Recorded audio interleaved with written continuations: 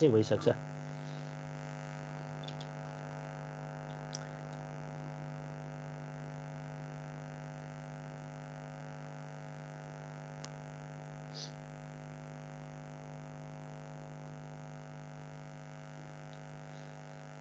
Okay, जो आइसकेको छु हेर्न थाल्दा हुन्छ क्वेसन है। क्वेसनमा मैले अलिकति हिन्ट भनिहालेँ।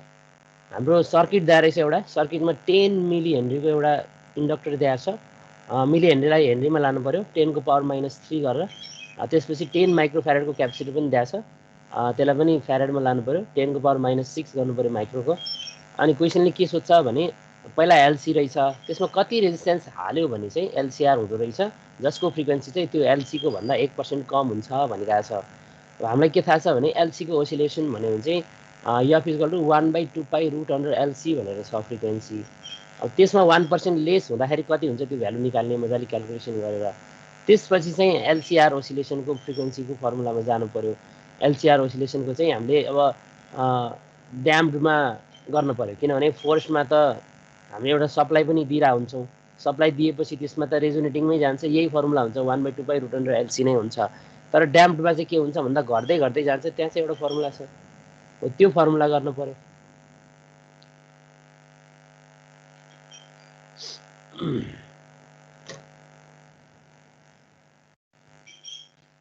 यसरी 1/LC - R/2L होल स्क्वायर √100मा, यो चाहिँ ड्याम्डको। ठ्याक्क मैले गर्न चाहिँ गरिदिएको छु, यहाँ सल्युसनै छ, तैपनि सकेसम्म नहेरिकनै गरौँ। त्यसपछि अनि मिल्यो मिलेन चेक गरौँला एन्सर। ओके, 9 जना मात्रै रहेछु।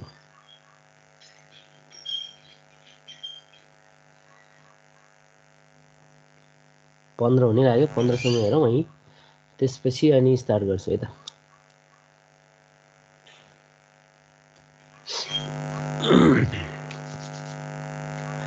भएको जतिले चाहिँ क्वेसनहरू हेर्दै गर्दा हुन्छ है। हुन त मैले फाइल्समा हालिदिइसकेको छु, र पनि सकेसम्म आफैले गऱ्यो भने बुझिन्छ क्या। यसबाट हेरेर पछि गर्नुभन्दा अहिले आफैले गऱ्यो भने चाहिँ बुझिन्छ मजाले। यहीँ नै भ्याउँछौँ, त्यही भएर बिस्तारै गरेर। एउटा मात्रै च्याप्टर बाँकी हो पढ्नै पर्ने भनेर, अनि अर्को सेमी कन्डक्टर भनेर मैले नोट हालिदिइसकेको छु, अलिअलि एक्सप्लेन गर्दै पुगिहाल्छ। हुन त सेमी कन्डक्टरको त आइडिया छ होला पहिल्यैको, के याद छ?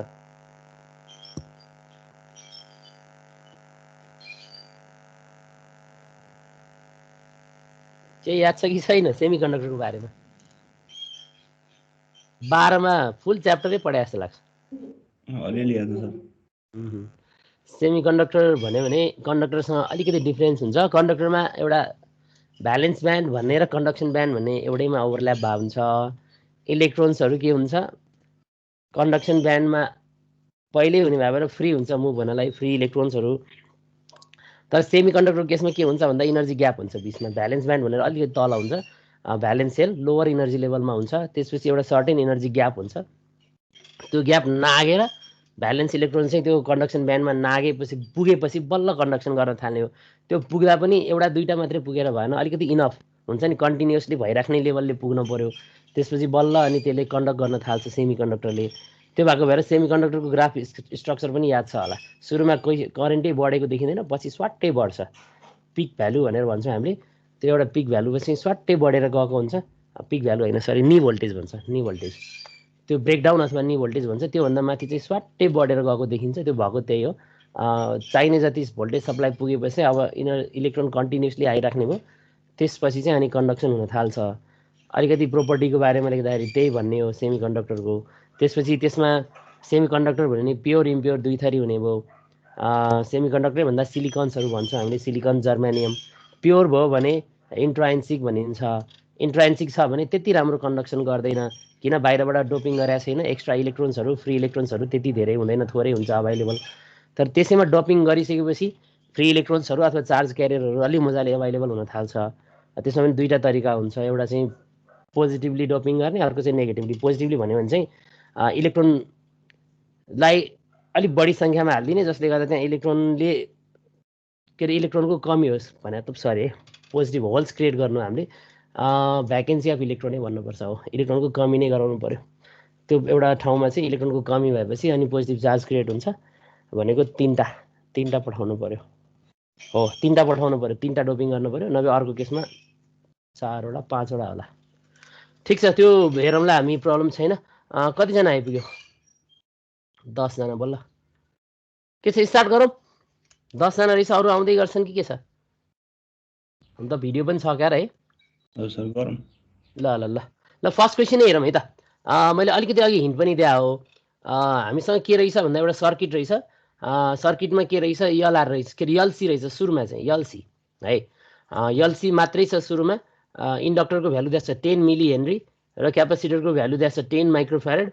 अनि क्वेसनले के भन्छ, त्यो एलसीलाई एलसीआरमा कन्भर्ट गर्नु छ र यसरी कन्भर्ट गर्नु छ कि त्यो एलसीआरमा पछि ओसिलेसन हुँदाखेरि चाहिँ सुरुको एलसी भन्दा 1% लेस चाहिँ फ्रिक्वेन्सी होस् भन्छ, ओसिलेसन फ्रिक्वेन्सी।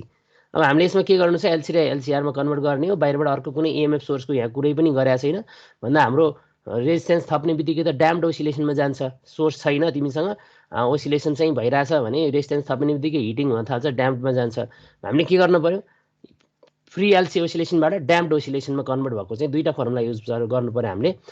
पहिले के गर्ने, एलसी ओसिलेसनको भ्यालु निकाल्ने, त्यो त सजिलो छ, एफ इक्वल टु 1/2π√LC भनेर हो। त्यसपछि चाहिँ अनि अर्को ड्याम्ड एलसीआरको ओसिलेसनको फर्मुला राख्ने। त्यो फर्मुलामा राखेर सुरुको निकालिसक्छौ तिमीले, 1% लेस भनेर कति आउँछ, फ्री एलसीको निकाल्छौ। त्यसपछि ड्याम्डको चाहिँ कति पर्सेन्ट हुन्छ, कति हुँदो रहेछ भनेर 1% लेस गरेर निकाल्छौ, इन्टु 0.99 गऱ्यो भने आइहाल्छ। त्यसपछि चाहिँ अनि एलसीआर ओसिलेसनको ड्याम्ड फर्मुला राखेर त्यहाँबाट आरको भ्यालु निकाल्ने। ल एकचोटि ट्राई गरौँ है। फर्मुला त छ होइन हामीसँग?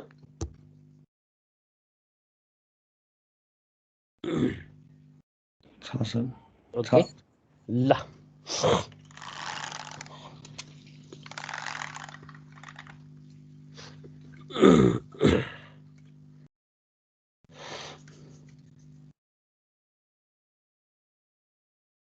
यसको फर्मुलै पनि मैले बनाएको थिएँ जस्तो लाग्छ, कहाँनिर छ एकचोटि है त।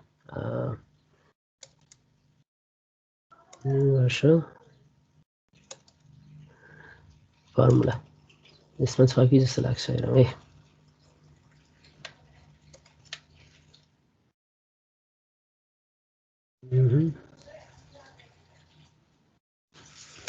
आरएल एलसी एलसीआर सिरिज र ड्याम्ड देखिया छ फर्मुला, हेर त।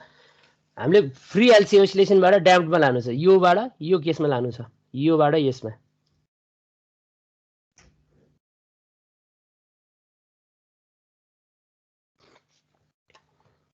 फ्री एलसीबाट यो फर्मुलाबाट यो फर्मुलामा।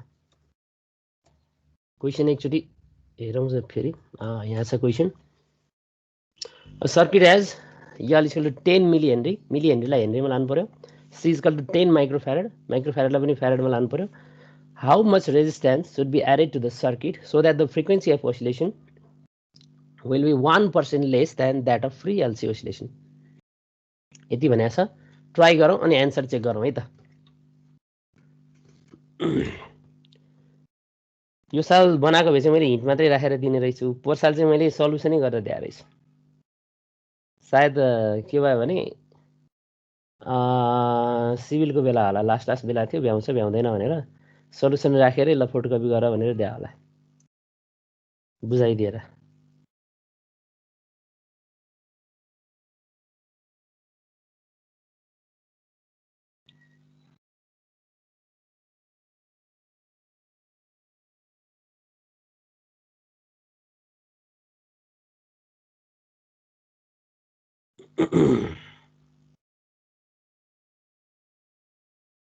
एन्सर कति आयो भन है, गरिसकेपछि अनि चेक गरौँला।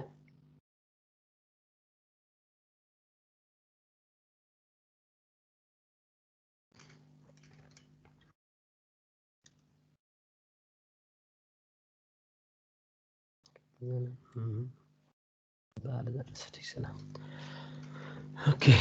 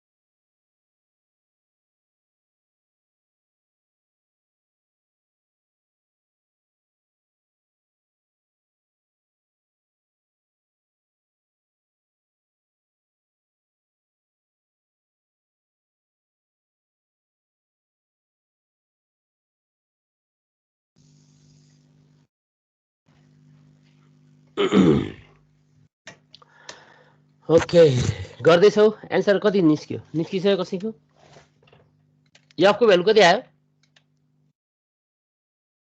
फ्री एलसी ओसिलेसनको 503 आयो सर 500 समथिङ 503.2921 ठिक छ ल मिलिरहेछ अब फर्स्टको पनि गरौँ है त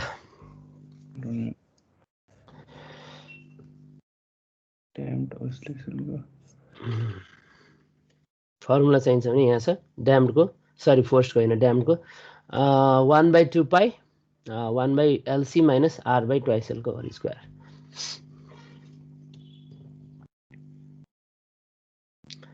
1/LC माइनस R/2SL को होल स्क्वायर रुट अन्डर राखेर बाहिर 1/2 पाई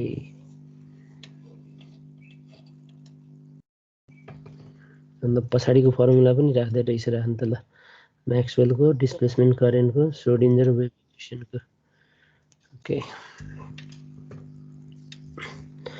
यो फर्मुलै पनि अपलोड गर्दै राखौँ क्या है सजिलो होला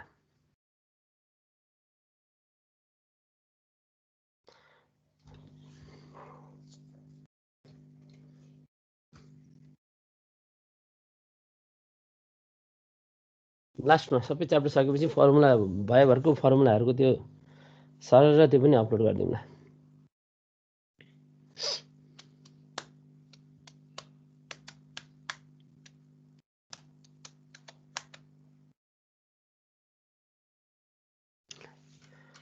ओके यो 503 सम्म निकालिसक्यो होला यसपछि फर्मुला यही हो एफ ड्यास भनेर गर एफ ड्यासको भ्यालु कति हुन्छ थाहा हुँदैन किन आरको भ्यालु थाहा छैन हामीलाई तर एफ ड्यास के भनेको छ क्वेसनले भने 1% लेस देन एफ हो ड्याम्ड एलसी ओसिलेसनको भ्यालु चाहिँ यसको भन्दा 1% लेस हो 1% भन्ने बित्तिकै 5.03 लेस हुने भयो भन्दा 498 पोइन्ट समथिङ रहेछ ड्याम्ड ओसिलेसनको भ्यालु त्यसबाट आर निकाल्ने 498 पोइन्ट समथिङ त्यहाँबाट आरको भ्यालु निकाल्ने 6.33 ओम छ तिमीहरूको आउँछ आउँदैन चेक गरौँ है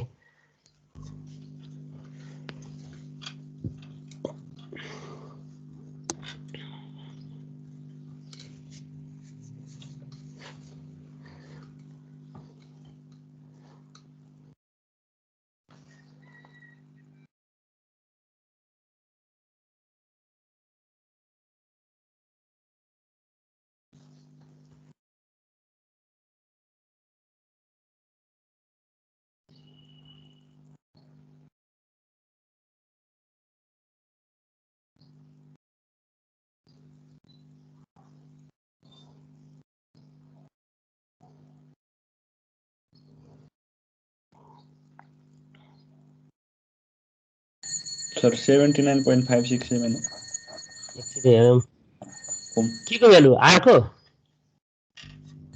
भ्यालु नहुनु पर्ने हेर त एन्सर चेक गर त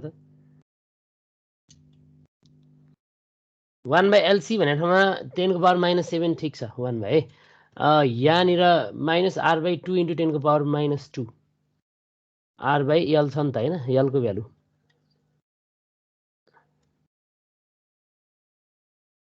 ए ओके 1/LC भन्ने ठाउँमा 10 × 10 100 त्यसपछि L R/2SL 2 टाइम्स गर्नु पर्यो 2 टाइम्स L भनेपछि L भनेको 10 को पावर -2 छ ठिक छ हो 10 को पावर -2 हो 10 मिलियन ले भनेपछि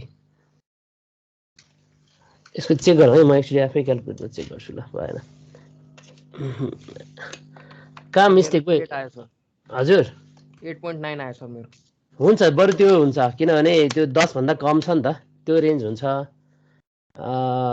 त्यो चाहिँ क्याल्कुलेटरमा पोइन्ट भ्यालुले फरक पर्यो केही फरक परेन त्यो चाहिँ मिस्टेक भएन प्रतिको चाहिँ अलिकति रेन्ज नै फरक पर्यो क्या 10 टाइम्स बढी देखिन आयो सर आर 8 आयो आर स्क्वायर छुट्याएर सर ए ल 8 आयो भने ठिक छ ल त्यसले मिल्यो यही एन्सर हुनुपर्छ भन्ने छैन नि त हामीले के गर्छौँ क्याल्कुलेसन हेर्ने हो फर्मुला हेर्ने हो यो लास्टको एन्सर भने कहिले पनि सेम नै आउँदैन कि किन पोइन्टमा छ नि त हामीले पोइन्टमा गर्दा राउन्ड अफ गर्दा यो 0.26 लाई छोड्न पनि मिल्छ यहाँनिर यहाँनिर पनि 0.29 लाई छोड्न पनि मिल्छ भन्दाखेरि राउन्ड अफ गर्दाखेरि फरक परेर हुन्छ क्याल्कुलेटरहरूले।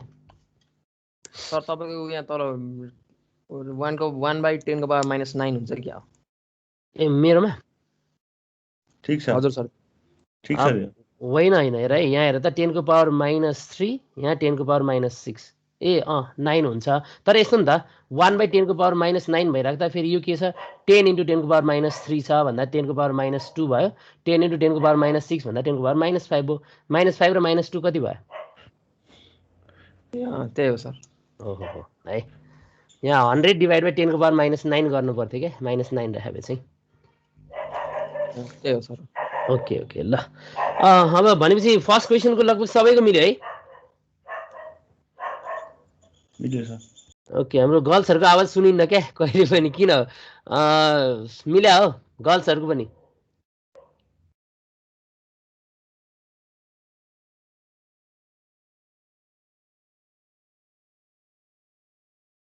खै बोलेनन्, गरे हो कि होइन? ल एटलिस्ट आइडिया जाने भने मैले यही सल्युसन सहित नै अपलोड गरिदिएको छु, फाइल्समा चेक गर्दा थाहा हुन्छ। अब अगाडि बढेँ है त। सेकेन्ड क्वेसन छ, सर्किट हेज भने त यहाँ सिधै सेम एज एबोभ लेख्दा रहेछ, तै पनि ट्राई गरौँ है, एन्सर चाहिँ निकालौँ। Circuit has L = 5 milli henry and C = 2 microfarad. How much resistance must be inserted in the circuit to reduce the resonant frequency by 5%। अब रिड्युस भनेको छ अहिले पनि 95% चाहिँ हुनु पर्यो बाँकीको। एन्सर चाहिँ निकालौँ ल।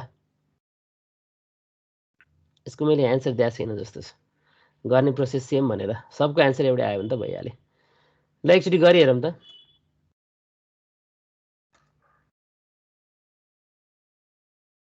यो क्वेसनको ल ठ्याक्कै टेस्ट जस्तो पनि हुन्छ। सेकेन्ड क्वेसन है, question number 2। Circuit has L = 5 milli Henry, 5 × 10 को पावर -3 हेनरी हुने भयो। C = 2 माइक्रोफेरेड, 2 × 10 को पावर -6 फेराड हुने भयो। अब रेजिस्टेन्स कति हाल्नुपर्छ भन्छ क्वेसनले। फ्रिक्वेन्सी रेजोनेन्ट फ्रिक्वेन्सी घटेर 95% मा झर्नु पर्यो। सबभन्दा पहिला त अहिले जस्तै एलसी ओसिलेसन निकाल्ने, 1/2 पाई रुटन र एलसी भनेर, रुटन र एलसी भनिराख्दा 5 2 जा 10 अनि 10 × 10 को पावर -9 भनेपछि 10 को पावर -8 भयो। 1/2 पाई × 10 को पावर -4 भनेपछि 10 को power 4 divided by 2 pie, 10,000 divided by 2 पाई। यसको फ्रिक्वेन्सी अलि बढी आउँदैछ, 1591.5 जति आउँदो रहेछ। आउँछ आउँदैन एकचोटि चेक गर है एलसी को।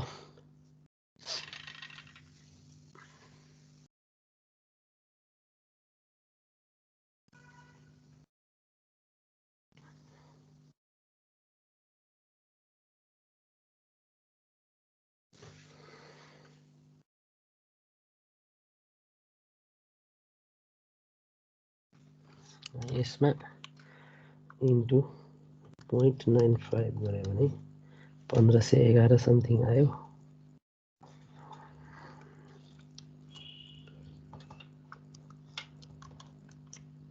यति आयो। स्क्वायरिङ गर्दा यति आयो।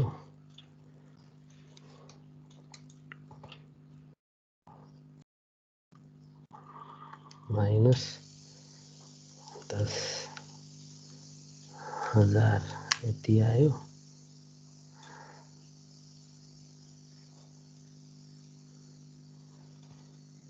इक्वल टु चाहिँ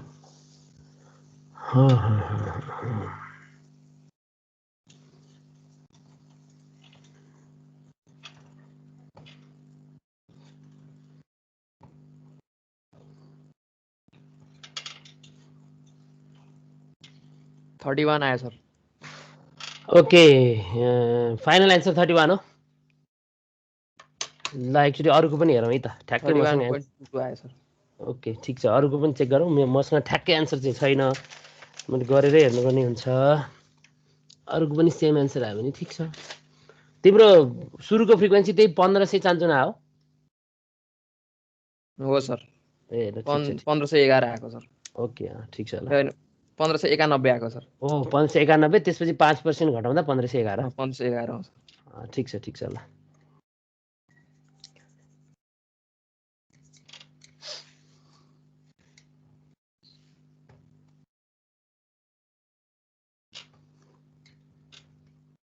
रेन्ज पनि अहिलेको भन्दा झनै झनै 3 टाइम्स बढी छ ठिकै हो एन्सर पावरमा जाँदाखेरि 9 टाइम्स भनेको 9 6 45 ठिकै रेन्ज हो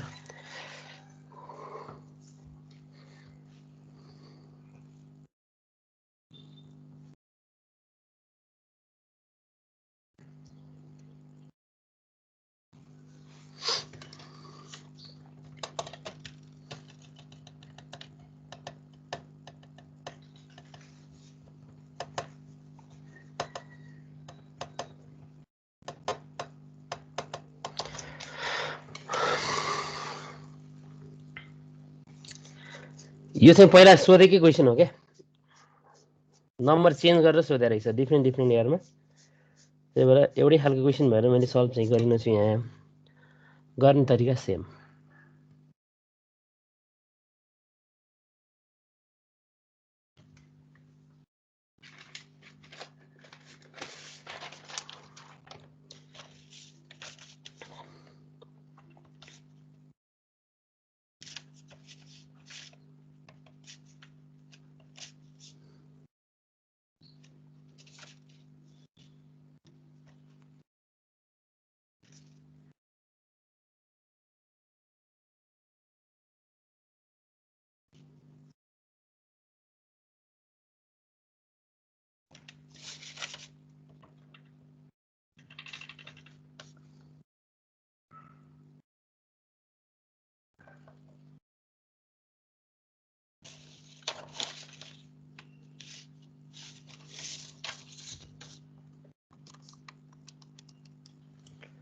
खोइ अरूले पनि भन है एन्सर त्यही आयो आएन हेरौँ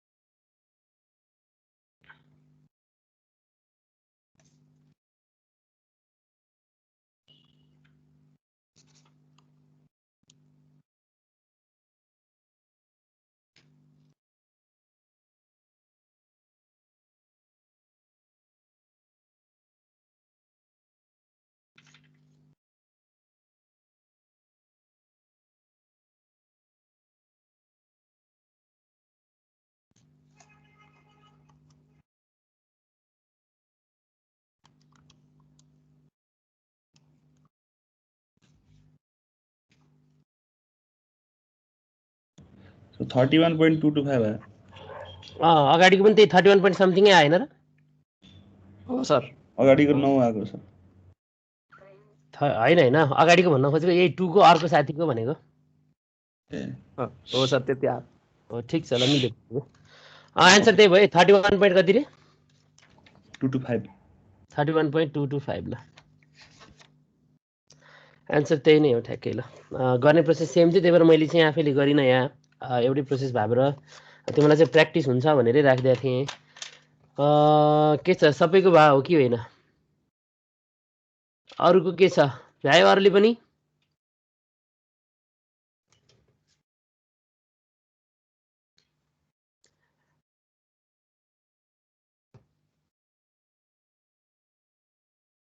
खोइ अरू बोलेनन् अरे गरे हो कि होइन अगाडि बढ्दा हुने हो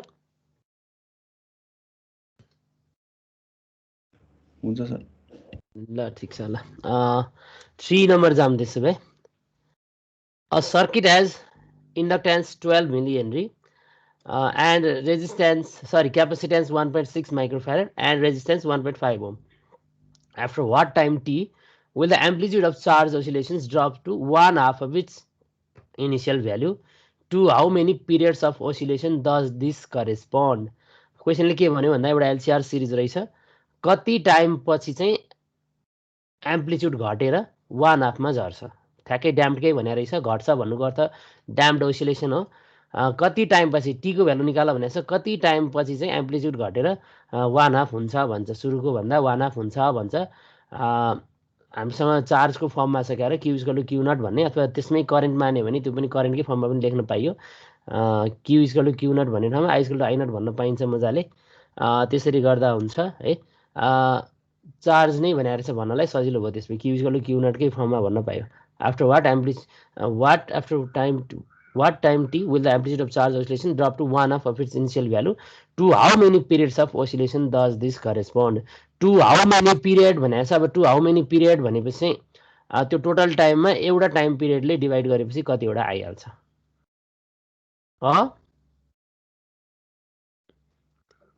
एउटाको टाइम पिरियड निकाल्नलाई के गर्ने होला त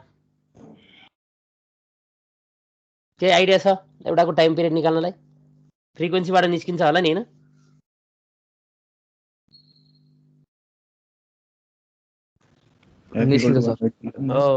फ्रिक्वेन्सीबाट एउटाको टाइम पिरियड निस्किने भयो एउटा साइकलको त्यसपछि कतिवटा त्यस्तो साइकल गयो कति टाइम पिरियड गयो भन्ने त टोटल टाइम हामीले जति निकाल्छौँ टी को भ्यालु स्मल टी को त्यसमा डिभाइड गर्ने बित्तिकै आइहाल्छ फर्मुला याद छ यसको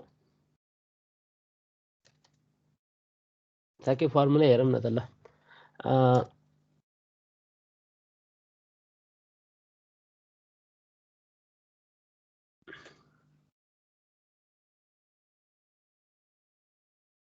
यो त होइन यसैको त्यो फर्मुला चाहिँ छुटेछ यहाँनिर लेख्नलाई RT/2L भन्ने फर्मुला क्या Q equal to Q nought e को power minus RT/2ICL cos omega t something भनेर होला यही Q equal to Q nought e को पावर माइनस RT/2ICL यो फर्मुला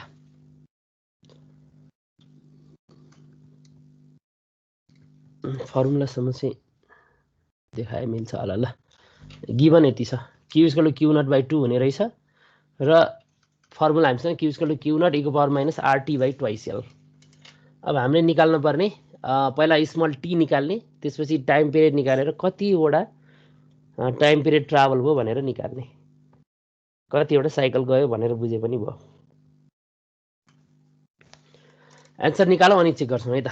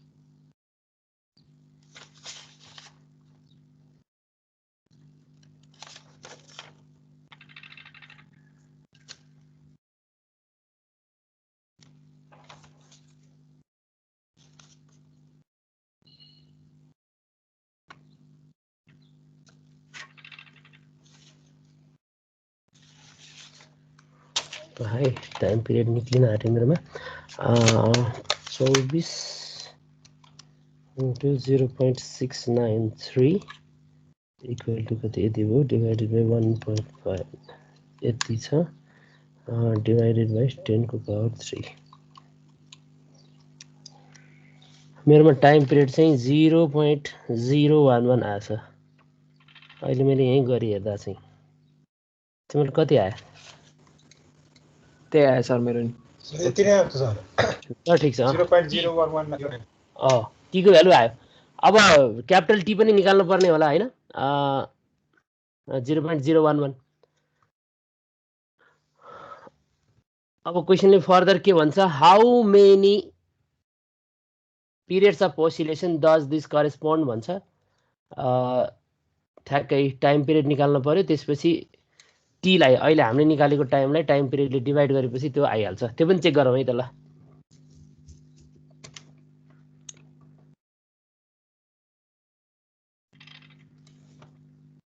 यो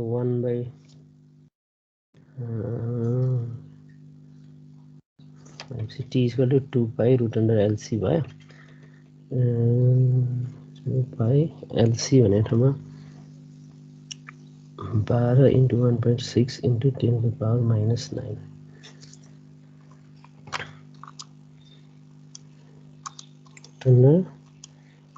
12 × 1.6 e⁻⁻9 bracket close u भयो into 2 shift pi is 8 into 10⁻⁻4 रहेछ time period.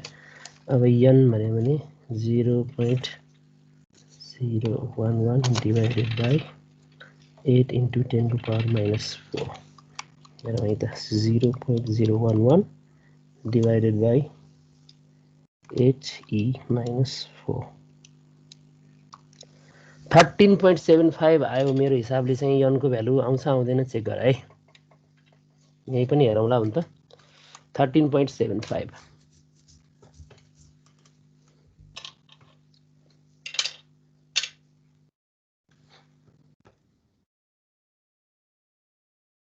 13 ठिकै रहेछ। यहाँ चाहिँ 12 point something निक्ल्या रहेछ।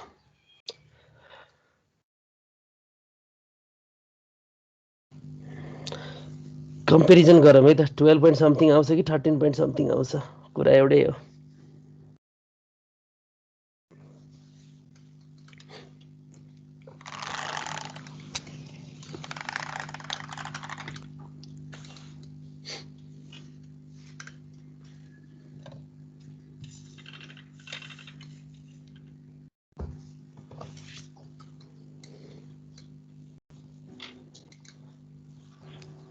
सर त्यो पछिको चाहिँ के गर्नु भएको?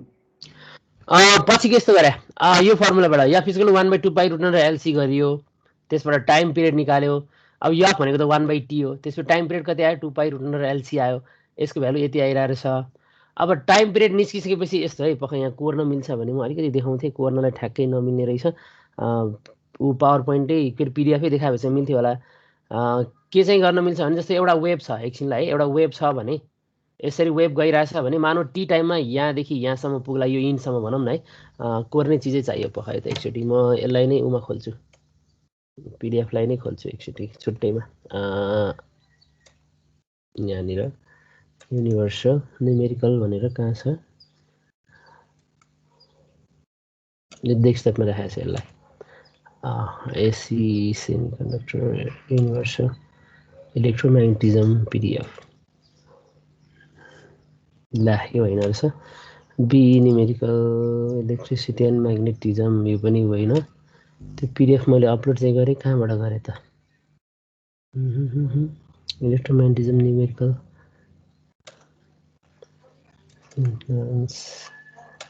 माई फाइल्समा छ त छैन, क्वेसन्समा छैन, नभए त्यसैलाई डाउनलोड गरेर गरौँ ल है त। B numerical electricity and magnetism electromagnetism numerical download यहीँबाट होला। ए डाउनलोड रहेछ,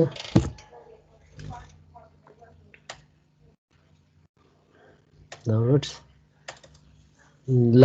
अब यहाँ हेर है, यहाँ कोर्ने पनि छ, यहाँ चाहिँ कमेन्ट भनेर यहाँ है पेन्सिल, ठिक छ ल। म त्यसैको एकचोटि बुझाउने भयो। हाम्रो के छ भने एउटा वेब हेर्छौँ भने यसरी छ, मानौ यो टी भनेर यहाँ टी टाइम हुन्छ, खै देखाएन, ठिक छ यसरी गरौँ। वेब चाहिँ यसरी गइरहेको हुन्छ, इलेक्ट्रोम्याग्नेटिक वेब भने अझै त यसरी गइरह होला घट्दै घट्दै। हाम्रो यहाँदेखि यहाँसम्म भन्यो भने के हो, टोटल टाइम पिरियड हो। टोटल टाइम पिरियड, यो टोटल टाइम पिरियड भने पनि के छ भन्दा 1/f हुन्छ, टी इक्वल टु 1/f। अब f को फर्मुला हामीसँग छ यो 1/2π√LC। यहाँ त एलसी ओसिलेसनकै चाहियो फर्मुला, एलसीआर भनेर छ भन्नलाई, तैपनि पकाए वाट चाहिँ with the amplitude of charge rotation up to 1 to how many period okay sorry ला यसमा यो गर्न पाइँदैन कि जस्तो लाग्यो अर्को फर्मुला गर्नुपर्ने हुन्छ टाइम पिरियडको लागि ड्याम्पको गरौँ है ड्याम्पको यो फर्मुला अलि मिस्टेक छ यो भएन एलसी मात्रै हेरिएछ योबाट नगर एलसीआरबाट गर एलसीआरको ड्याम्पको फर्मुला खास फरक चाहिँ आउँदैन एन्सर एलसीआरको ड्याम्पको गरौँ है टाइम पिरियड भनेको 1/f भयो f भनेको चाहिँ 1/2 pi root under 1/LC minus R/2L को होल स्क्वायर होला हैन सर हो सर हो ल त्यो फर्मुला गर त f को भ्यालु कति आउँछ हेरौँ यहाँ अलिकति मैले मिस्टेक गरेछु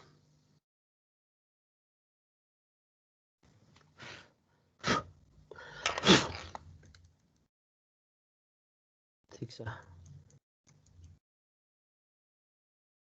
यो पीडीएफ मा यो मिलाउनु पर्ने भयो त्यसपछि यो पार्ट म काटिदिन्छु है त हिन्ट भनेर यो चाहिँ काट्नु पर्ने भयो यति चाहिँ अब यही नै अपलोड गर्छु एडिट गरेर यो होइन भनेर यहाँ कमेन्टै राखेर गर्नु पर्यो अब भएन f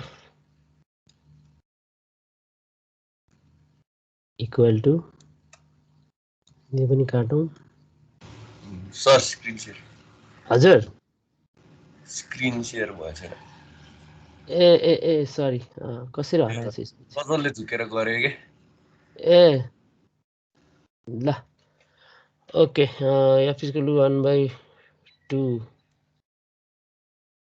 पाई root under 1/LC minus R/2L को होल स्क्वायर यो फर्मुलाबाट f निकालौँ है यहाँ मैले काटिदिएँ म यही अपलोड गरिदिन्छु अहिले भएको डिलिट गरेर त्यसबाट यहाँबाट t भनेको 1/f भनेर कति आउँछ यो निकालौँ t इक्वल टु 1/f कति आउँछ निकालौँ यो चाहिँ रङ भयो अब त्यसो भए लास्टको यो फर्मुला ठिक छ फेरि टाइम टेकन बाइ टाइम आउँछ सर त्यही नै आउँछ एन्सर त्यही नै आउँछ सर ठिकै छ एन्सर लगभग त्यति नै आउनुपर्ने हो मेरो विचारमा पनि किनभने यहाँभित्र त्यो पावरमा माइनसमा जाँदाखेरि माइनस यो पछाडिकोमा धेरै फरक पर्न आउँदैन एन्सर त्यति नै आएछ भने यसको चाहिँ फर्मुला मिलाऊ है त म यही नै सेभ गरेर अपलोड गरिदिइहाल्छु ल ठिक छ भनेपछि यसलाई मैले के गर्नु पर्यो क्लोज गरौँ पहिला यो डिलिट गरौँ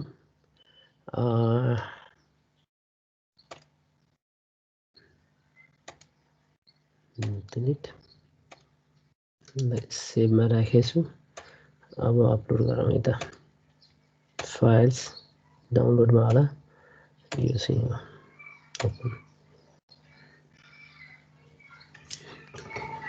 ल अब चाहिँ ओपन गरौँ ओके ल अब यति भएपछि चाहिँ प्रब्लम भएन पछि हेर्नेले पनि थाहा हुन्छ जस ल यहाँ मिलाएर गर्नु पर्यो है एन्सर लगभग त्यति नै आउँदो रहेछ ठिक छ भयो सबैको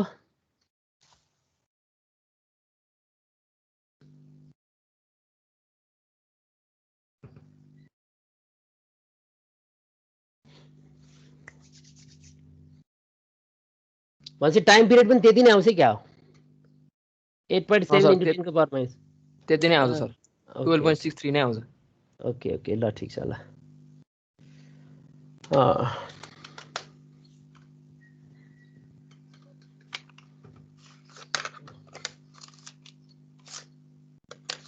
अब यो भनेको चाहिँ के बुझ्यो भने यो 1/LC चाहिँ धेरै ठुलो रहेछ यो पछाडिको एकदम सानो रहेछ सिग्निफिकेन्ट नै नहुने गरी त्यति सानो रहेछ यो पछाडिको टर्म भनेर बुझ्नु पर्यो यो भेरी लार्ज रहेछ भेरी ग्रेटर देन रहेछ यो हाम्रो इक्वल छ एउटा यो स्मल भएको केस छ त्यसपछि यो ग्रेटर भएको केस छ ठ्याक्कै ग्रेटर भएको केसमा घट्दै घट्दै जाने हो हामीले के भनेको छौँ क्रिटिकली ड्याम्ड ओभर ड्याम्ड र अन्डर ड्याम्ड भनेको छौँ त्यही अन्डर ड्याम्डकै कन्डिसन भयो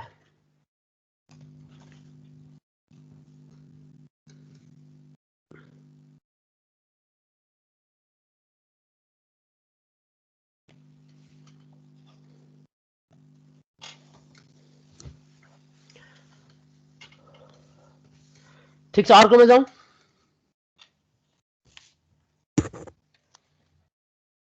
सर प्रतीक एक मिनेट हजुर हजुर हुन्छ हुन्छ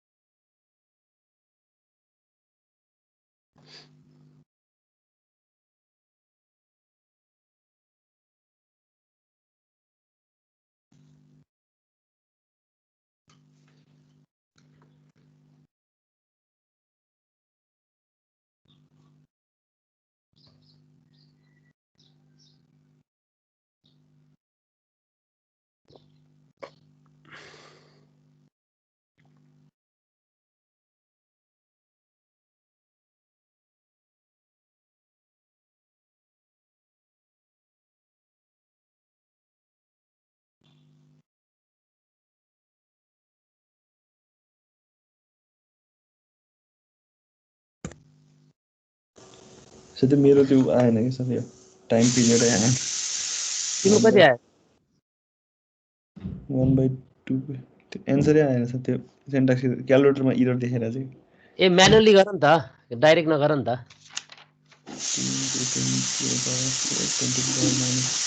हुन्छ सर पछि गरौँ ल अर्को नेक्स्टमा जाउँ सर ठिक छ ल एकचोटि चेक गर नभए मलाई मेसेज गर म हेरिदिउँला नि त गरेरै देखाउँला नभए है त हुन्छ ल अब नेक्स्ट क्वेसनमा जाउँ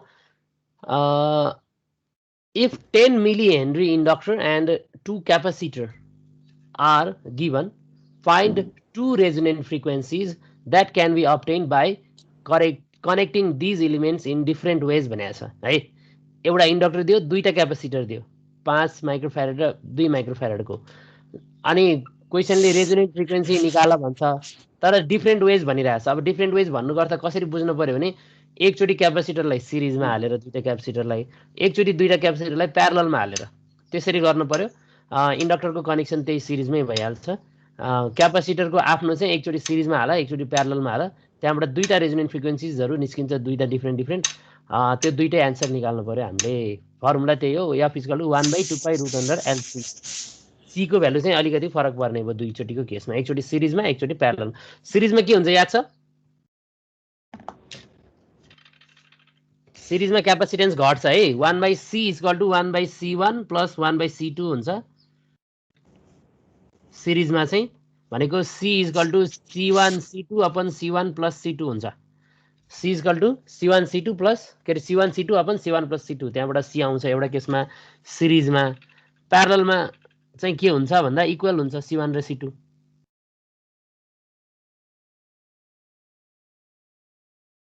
C1 र C2 इक्वल त अलि भएन है C1 plus C2 sorry C equal to C1 plus C2 parallel छ भने सिरिजमा चाहिँ ठ्याक्कै रेजिस्टेन्स भन्दा उल्टो क्या सिरिजमा C1 parallel C2 प्यारललमा C1 plus C2 ल दुईटा खालको कन्डिसन छ फर्मुलासम्म हेरौँ है त C equal to 1/C equal to 1/C1 plus 1/C2 एउटा कन्डिसन अर्को condition C equal to C1 plus C2 parallel हुँदा र सिरिज हुँदा दुईटा एन्सर निकाल्नु पर्यो हुन त ल चेक गर्नलाई हो एकचोटि ट्राई गर यही एन्सर आउँछ आउँदैन हेरौँ है त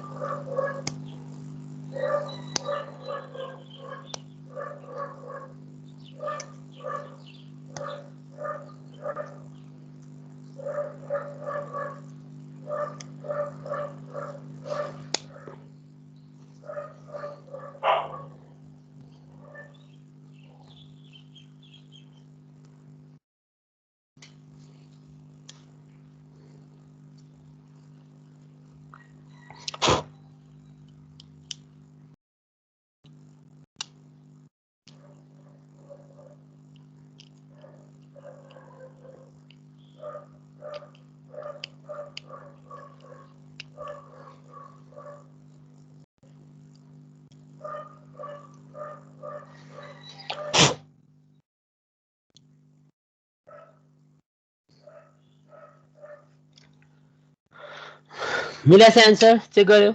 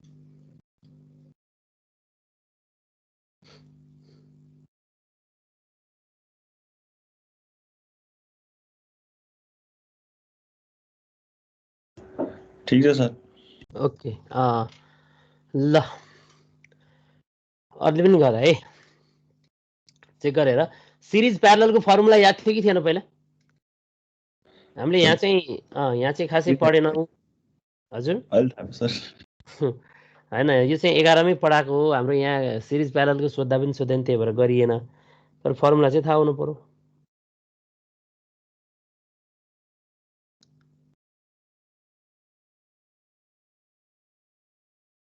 ल ठिक छ सबैको भएको भए अगाडि बढ्नु हुन्थ्यो यो क्वेसन के छ भयो सबैको भयो सर ओके ल यसमा यता अगाडि जाउँ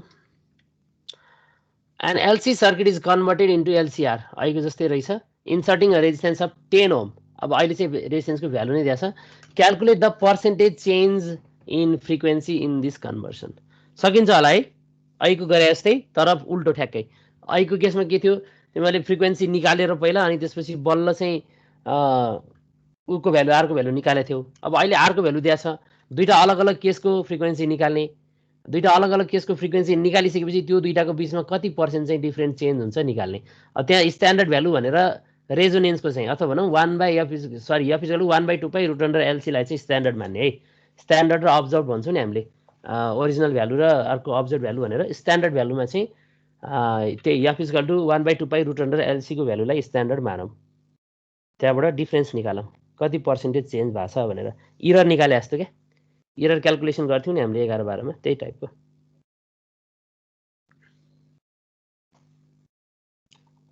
standard value minus observe value upon standard value into 100% भएपछि पर्सेन्टेज चेन्ज आउँछ।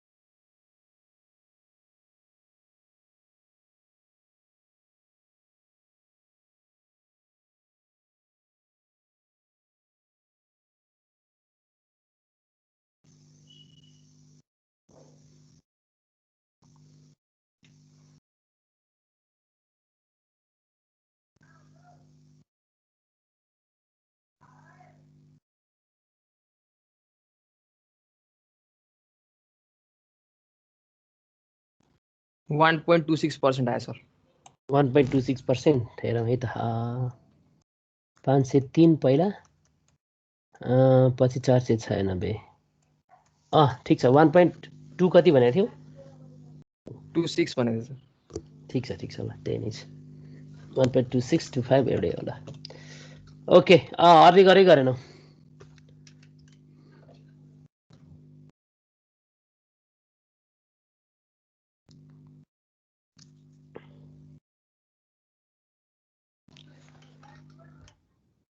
ए f equal 1/2 pi root under LC लाउने एकचोटि चाहिँ f equal to 1/2 pi root under 1/LC minus r/2 l को होल स्क्वायर 503 र 496 आएछ त्यही झन् नै 1.something% यो क्वेसनको हिसाबले चाहिँ 1% हो किन यही क्वेसन छ्याक्कै छ माथि आरको भ्यालु यस्तै आउनु पर्ने थियो होला आरको भ्यालु कति 10 दिएर चाहिँ 6 भन्दा अलिकति बढी दिएर चाहिँ त्यही भएर 1 भन्दा अलिकति बढी पर्सेन्ट चेन्ज भएको छ यहाँनिर ल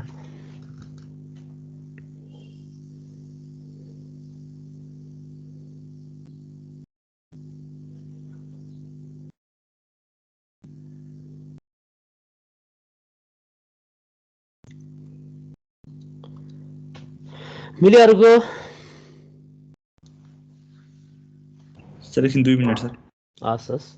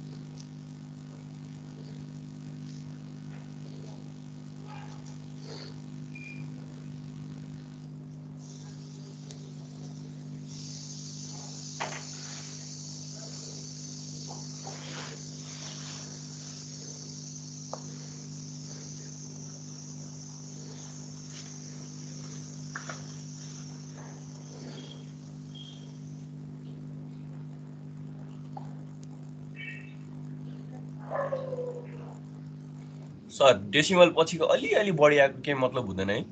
केही फरक पर्दैन। यस्तो क्या रेन्ज हुन्छ नि त एउटा, हाम्रो क्यालकुलेटरले अलिकति इरर गर्न सक्छ क्या कहिलेकाहीँ। दुईवटा क्यालकुलेटर सँगै राखेर हेर, डिफ्रेन्ट ब्रान्डको, त्यो दुईवटाले गर्ने क्यालकुलेसन फरक पर्छ। हस् सर।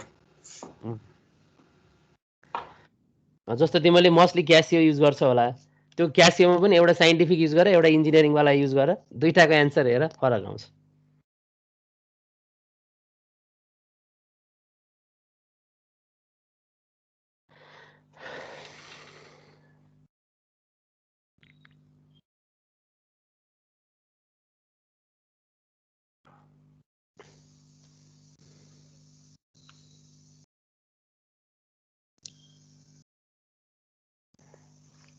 ओके, ल ठिक छ, अब भयो।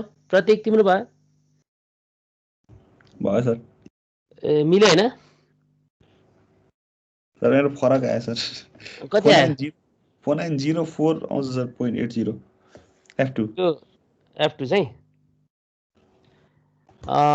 490 भनेपछि त्यो पनि लगभग रेन्जमै हो। अनि पर्सेन्टेज चेन्ज कति आयो? अलिकति बढी आयो त्यसको तिम्रो, 2-3% पर्सेन्टेज त्यस्तै आयो सर, 1.2456। ए हुन्छ हुन्छ हुन्छ, ठिक छ ठिक छ ठिक छ, मिलाएछ। ल अगाडि बढेँ है त। हुन्छ sir.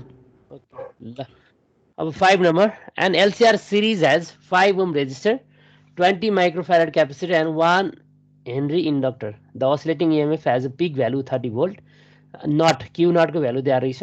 At what angular frequency भनेको ओमेगा निकाल भन्छ, एङ्गुलर भेलोसिटी भनेको ओमेगा, एङ्गुलर फ्रिक्वेन्सी भन्यो भने will the current have its maximum value and what is the maximum value of current, I naught भने निकाल्नु पर्ने भयो। अब एलसिआरको रेजोनेन्टकै कन्डिसन, यहाँ फिगर पनि देखाइदिएको छु मैले, रेजोनेन्टकै कन्डिसनबाट गर्ने है। म्याक्सिमम त रेजोनेन्समा हुन्छ नि त होइन र? याद छ कि छैन? म्याक्सिमम रेजोनेन्स के अरे म्याक्सिमम करेन्ट पास भने त रेजोनेन्समा हो। अस्ति भनेको छौँ नि हामीले, म्याक्सिमम करेन्ट भएको बेला चाहिँ सबै कम्पोनेन्ट भनेको ओसिलेट गर्न सक्ने त ओसिलेटर भनेको त क्यापासिटर र इन्डक्टर हो, दुईटाले मात्रै स्टोर गर्ने हो। रेजिस्टरले स्टोर गर्दैन भने चाहिँ ओसिलेट पनि गर्दैन। त्यो दुईटा स्टोर गर्नेले चाहिँ के गर्छ भन्दा, स्टोर गरिसकेपछि म्याक्सिमम करेन्ट पास हुँदा चाहिँ दुईटै एउटै एम्प्लिच्युडमा अथवा एउटै फ्रिक्वेन्सीमा भाइब्रेट गर्न थाल्छ। हो त्यो भाइब्रेट गर्न थालेको कन्डिसन भनेको रेजोनेन्स हो भनेको छौँ हामीले। अब यो क्वेसनले के सोध्छ भन्दा, त्यही रेजोनेटिङ फ्रिक्वेन्सी निकाल भन्छ, एउटा एङ्गुलर फ्रिक्वेन्सी भनेको छ, ओमेगै निकाले पनि भयो, एङ्गुलर भेलोसिटी हो त्यो भने, एङ्गुलर फ्रिक्वेन्सी भन्छ भने यफै निकाल्दा नि हुन्छ, फ्रिक्वेन्सी भनेर रहेछ, यफै निकालौँ रेजोनेटिङ फ्रिक्वेन्सी, अनि त्यसपछि त्यो करेन्टको भ्यालु निकालौँ आई नट भनेर कति आउँछ।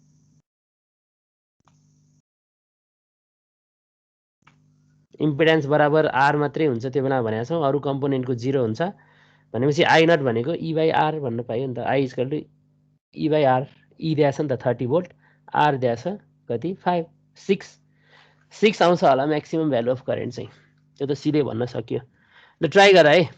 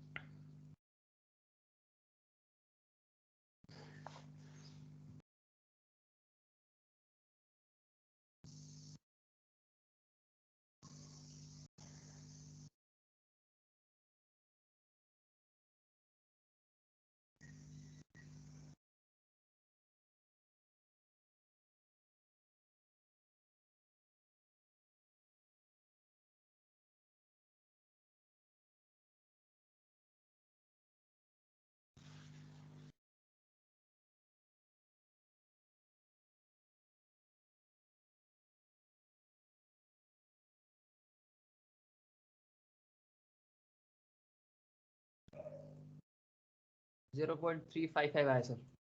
ओके 0.355 एङ्गुलर फ्रिक्वेन्सी हो। होइन 0.0355 अनि फ्रिक्वेन्सी त भेलोसिटी चाहिँ डबल ओमेगा निकाले हो। हो सर।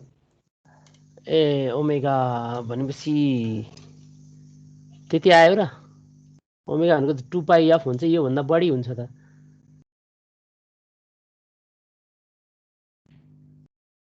यो 35.59 भन्दा बढी नै आउँछ त ओमेगा त झन्।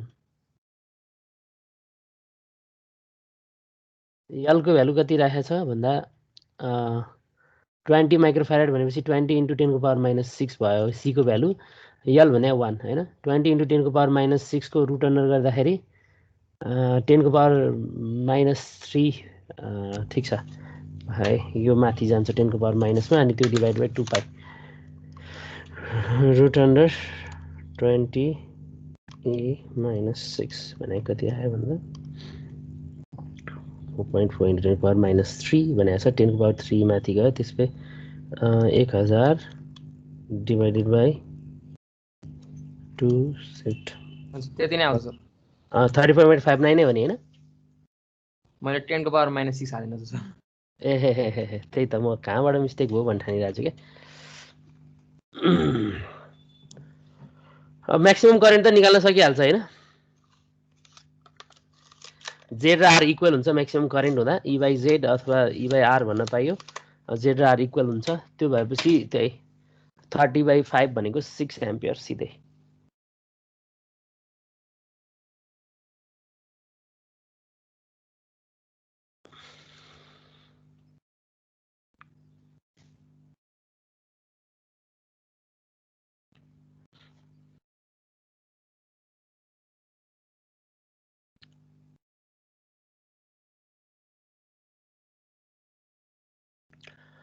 अब क्वेसन चाहिँ अझै सजिलो रहेछ। What are the peak values of electric and magnetic field vector if the intensity of electromagnetic wave is 0.03 watt per metre. Poynting भेक्टरको एभरेज हो ठ्याक्कै। यो पिक भ्यालुज के अरे इलेक्ट्रोम्याग्नेटिक वेभको इन्टेन्सिटी भनेको त्यहाँ हिजो हाम्रो फर्मुला छ एउटा I/C भनेर चाहिँ रेडिएसन प्रेसर भनेको छौँ। सी नराख्दाखेरि I = C B0² म्यु भनेर चाहिँ उसको थियो फर्मुला ठ्याक्कै इन्टेन्सिटीको। त्यहाँबाट बी आइहाल्यो, बी आएपछि सी ई पनि के अरे ई पनि निस्किहाल्छ यसरी ई पनि। ल अर्को क्वेसन 7 नम्बर हेर्दा हुन्छ है अगाडिको भ्याउनेले। What are the peak values of electric and magnetic field vector if the intensity of electromagnetic wave is 0.03 watt per meter? Intensity दिएर छ वाट पर मिटर भनेर फर्मुला पनि युज हुने फर्मुला पनि मैले लेखिदिएको छु त्यहाँनिर हेरौँ है। अनि अगाडिको सबैले भ्यायो कि भ्याएन? यही एन्सर आयो? आयो सर। ओके ल ठिक छ। ल त्यसपछि त्यही नेक्स्ट क्वेसन 7 नम्बर क्वेसन हेरौँ। जम्मा 11वटा छ जस्तो लागेको छ क्वेसन।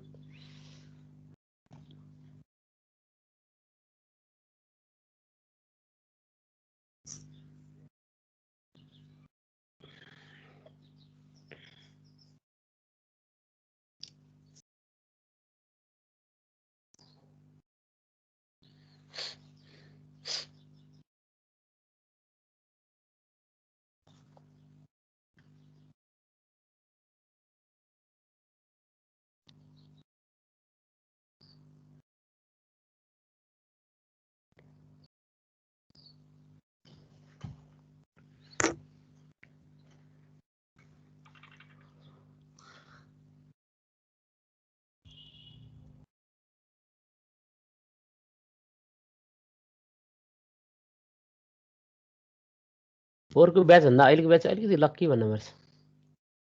एटलिस्ट नोट चाहिँ जसरी हुन्छ कम्प्लिट पाउने भयो। किनभने पोहोर साल चाहिँ क्लास छुट्नेले साथीबाट लियो भने लियो, होइन भने नोटहरू किनेर पढ्नु पर्थ्यो। यो साल त नोटै अपलोड गरिदिएको छ यहीँ टिम्समा आइडी पासवर्ड हुनेको त जसरी पनि पाइहाल्छ नोट अपलोडै गरेपछि। अगाडिको चाहिँ छैन, अगाडिको चाहिँ साथीसँगै लिनु पर्यो।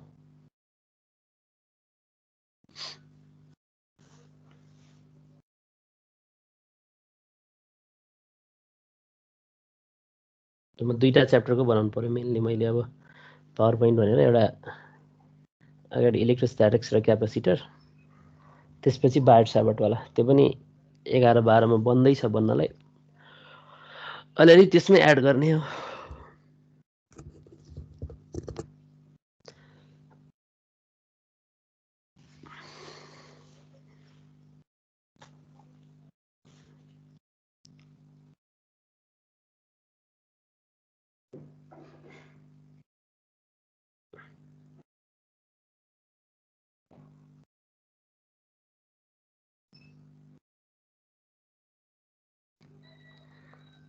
साँच्चै अस्ति हाम्रो फर्स्ट टर्म भएको थियो नि है त्यसको रिजल्ट के भयो भयो कि भएन छैन सर भएको खै अब फिजिक्सको कपी कसले चेक गर्यो मैले त कपी नै पाएको छैन सर त्यही डिपार्टमेन्टतिरै होला त्यही त युकेजी सरले चेक गर्नुभयो भने थाहा भएन नत्र मलाई चाहिँ कपी लानु भनेर फोन पनि आएन अनि त्यहाँ भएको बेला पनि जिम्मा लाएको छैनन् मलाई कपी युकेजी सरले लानुभयो भने ठिक छ चेक हुन्छ होला भइसक्यो होला नलानु भए चाहिँ त्यो कपी कलेजमै छ चेक पनि भएको छैन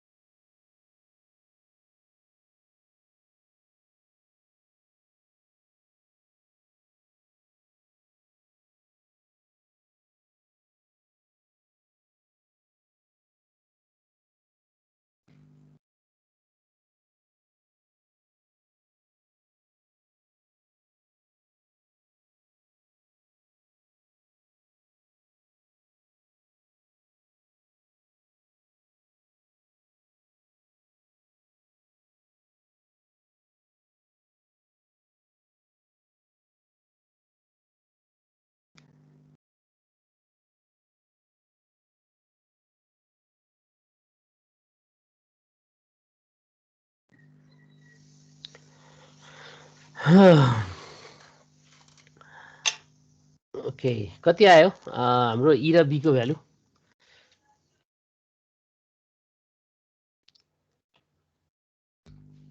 आफूले ट्राई गर अनि एन्सरसँग कम्पेयर गरौँ है ठिक छ छैन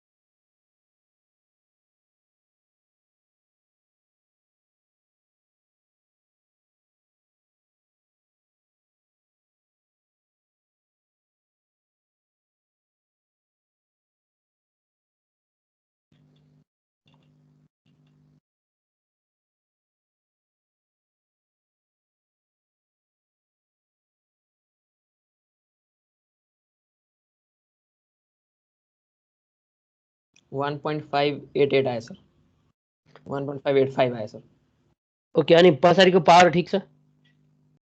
10 को पावर -8 छ सर ठिक छ ल, भयो, त्यसो मिल्छ। अर्को इलेक्ट्रिक फिल्ड पनि निकालौँ त्यसो बेला। त्यो चाहिँ 4.75 आयो सर मेरो ए हुन्छ मिल्यो। रेन्जमा आएपछि मिलिहाल्छ क्या। पावर 10 मा फरक पर्न आयो भने बिग्रिने हो क्या। झन् 1.5 टाइम्स भन्दा बढी आयो भने र पावरको रेन्जमा फरक पर्न आयो भने, पावरको रेन्जमा -10 अथवा +10 को फरक पर्न आयो भने चाहिँ मिस्टेक हुने। अनि त्यही भित्र चाहिँ 1.5 टाइम्स भन्दा बढी आयो भने, किन 50% इरर हुन आयो नि त 1.5 टाइम्स हुने बित्तिकै। सर यो c भनेको स्पिड अफ लाइट हो सर हो, स्पिड अफ लाइट 3 × 10 को पावर 8 मिटर पर सेकेन्ड। यो हिजो होइन, आज बुधबार, भोलि छ क्यार, भनेपछि अस्ति सोमबार गरे हो यो फर्मुला चाहिँ।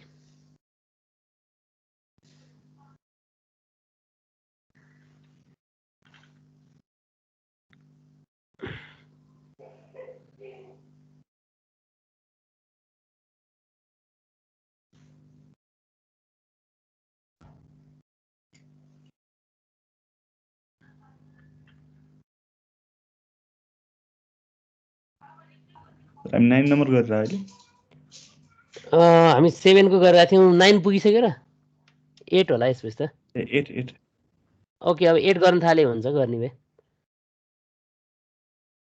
मिलायो भए 8 गर। त्यो अगाडिको के magnetising current equals to EM/BM by 2 mu naught यो त 7 नम्बरको, किनहरू के भयो यसमा? होइन सर, त्यो बत्तीका थियो त्यही भएर केही सुन्नै ए पाइनँ। यस्तो छ, यो फर्मुला हामीले अस्ति गरे याद छ, इन्टेन्सिटी भनेर एभरेज एभरेज भनेर यो फर्मुला निकाले हो नि। हजुर सर। हो, यही फर्मुला ठ्याक्कै। यहाँ क्वेसनले के भन्छ, पिक भ्यालुज निकाल भन्छ। यो mu nought B nought E nought भने हामीले के अरे ई नट बी नट भने पिक भ्यालुज अथवा म्याक्सिमम भ्यालुज हामीले भनिसकेका थियौँ। यो फर्मुला अस्ति डिराइभ गरेको छ। अब अहिले क्वेसनले के भन्छ, what are the peak values of electric and magnetic field vectors if intensity of electromagnetic wave is 0.03 watt per metre. अब इन्टेन्सिटी भनेर त्यहाँ चाहिँ हामीले पोइन्टिङ भेक्टरको केसमा भनेका छौँ, अथवा आईके केसमा भनेका छौँ एभरेज, पोइन्टिङ भेक्टरको एभरेज लियो भने त्यसको युनिट चाहिँ वाट पर मिटर हो भनेर इन्टेन्सिटीको। त्यही नै युज गऱ्यौँ यहाँनिर। अनि यो फर्मुला हामीले निकालेका छौँ CB0² म्यु नट भनेर है। अनि यो I/C भनेर चाहिँ हामीले के भनेका छौँ, रेडिएसन प्रेसर भनेर भनेका छौँ। अब अहिले यहाँ रेडिएसन प्रेसर चाहिएन, त्यो भएको भएर आई मात्रै निकाल्नु खोजे है। हजुर सर। ओके, आईको फर्मुला युज गरौँ। एन्सर चेक गर एकचोटि, अरू चाहिँ गरिसकेँ। तिम्रो बत्ती गएर अनि फेरि जोइन भयो? हजुर सर, एकछिन गएको थियो, 2-3 मिनट। ओके, ठिक छ।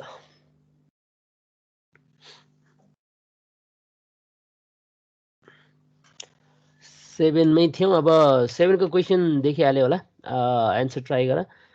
8 देख्नेले 8 गर्न थाल है। जुम आउट गरिदिउँ नि त 100% ल।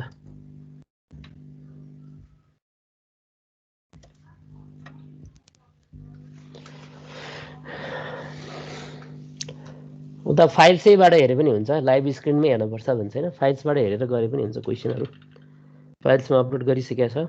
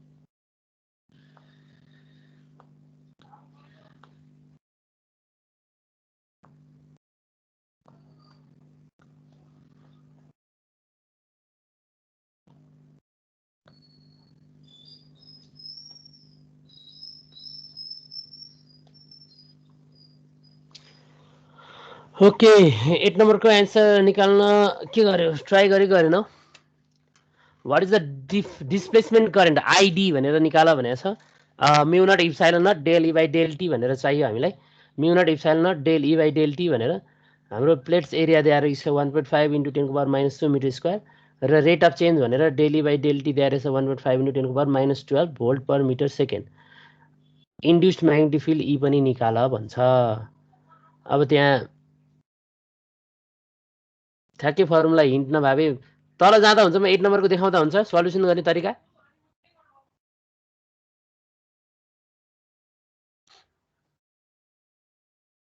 डिस्प्लेसमेन्ट करेन्ट त ओके डिस्प्लेसमेन्ट करेन्ट त निकाल्न सकिहाल्छ प्रब्लम छैन किन मैले भनिहालेँ आइडी भनेको mu naught epsilon naught epsilon naught del E by del T अनि ओके यहाँ चाहिँ rate of change of flux electric field okay phi E दिएर रहेछ epsilon naught A del E by del T यो formula है ID भनेको epsilon naught del phi E by del T त्यहाँ चाहिँ यो formula epsilon naught A del E by del T यो आछ ल डिस्प्लेसमेन्ट करेन्ट अनि इन्ड्युस फिल्ड भनेर चाहिँ यति एम्पियर्स ल सर मेरो त -25 को पावरमा छ सर कुन चाहिँ करेन्ट डिस्प्लेसमेन्ट करेन्ट -25 हेरौँ है यहीँ हेरौँ है जस्तो 8.85 × 10⁻12 × 25 -25 त्यो त त्यही नै आउँदो रहेछ हो एरिया पनि त माइनस एरिया पनि -2 छ सर -2 छ -2 ए यहाँ -2 मा -12 भएछ नि त -25 आउँदैन होला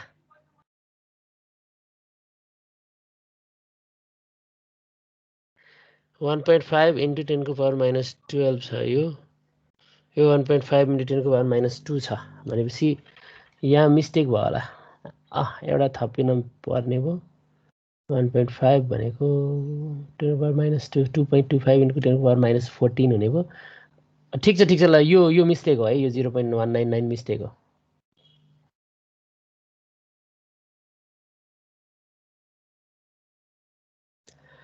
.199 मिस्टेक हो तिमीले कति निकाल्यो ठ्याक्कै एन्सर भन त 1.99 × 10⁻25 आछ सर ठिक छ त्यही होला त्यही हो यहाँ 0.199 चाहिँ अलि होइन रहेछ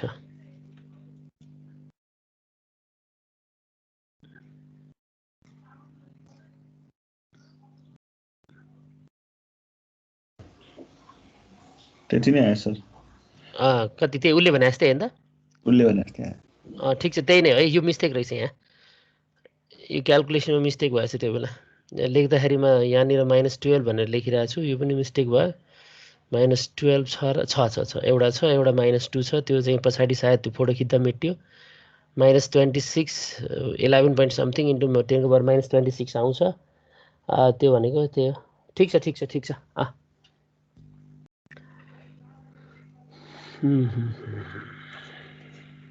ल यो त सच्याउनु नपर्ला है एन्सर मात्रै मिस्टेक हो या गरेको प्रोसेस जे होस् फर्मुलामा हाल्ने मिलिहाल्छ त्यसपछि यो सेकेन्ड स्टेप हेरौँ त सेकेन्ड यो बीको भ्यालु निकाल्ने इन्ड्युस फिल्ड कति भनेर भनेको छ यो चाहिँ राइटै होला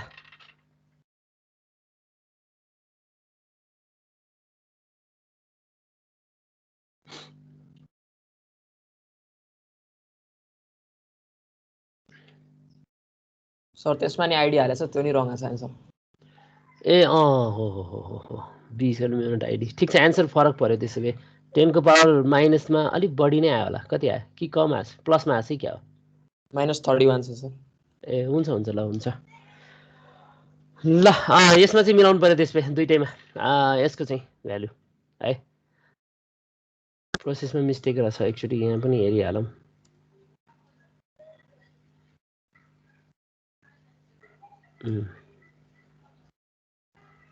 यसलाई काट्नु पर्यो यो एन्सर रङ छ यो रङ छ अर्कै एन्सर हुन्छ त्यसपछि यसमा पनि यो भ्यालु चाहिँ रङ छ यो भ्यालु रङ छ यो भ्यालु पनि रङ भयो त्यसो भए ल यो नि पुरै काट्दिउँ फर्मुला के हो त्यहीबाट गरे भइहाल्यो यहाँ इक्वल टु भनौँ यसरी कति निस्किन्छ यहाँ पनि इक्वल टु भनिदिइराखौँ कति आउँछ गरिहाल्छौँ भइहाल्छ ल जस गर्ने तरिका यही नै हो त्यो निकाल्ने भइहाल्यो ल कन्ट्रोल एस गरे यसलाई पनि एकचोटि फेरि अपलोड गरिदिउँ त्यो चेन्ज गरेर मिस्टेकै चाहिँ राख्न भएन क्लोज इलेक्ट्रोम्याग्नेटिज्म न्युमेरिकल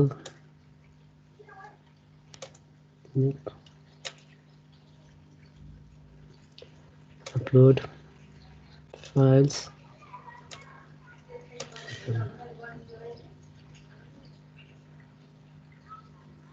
ल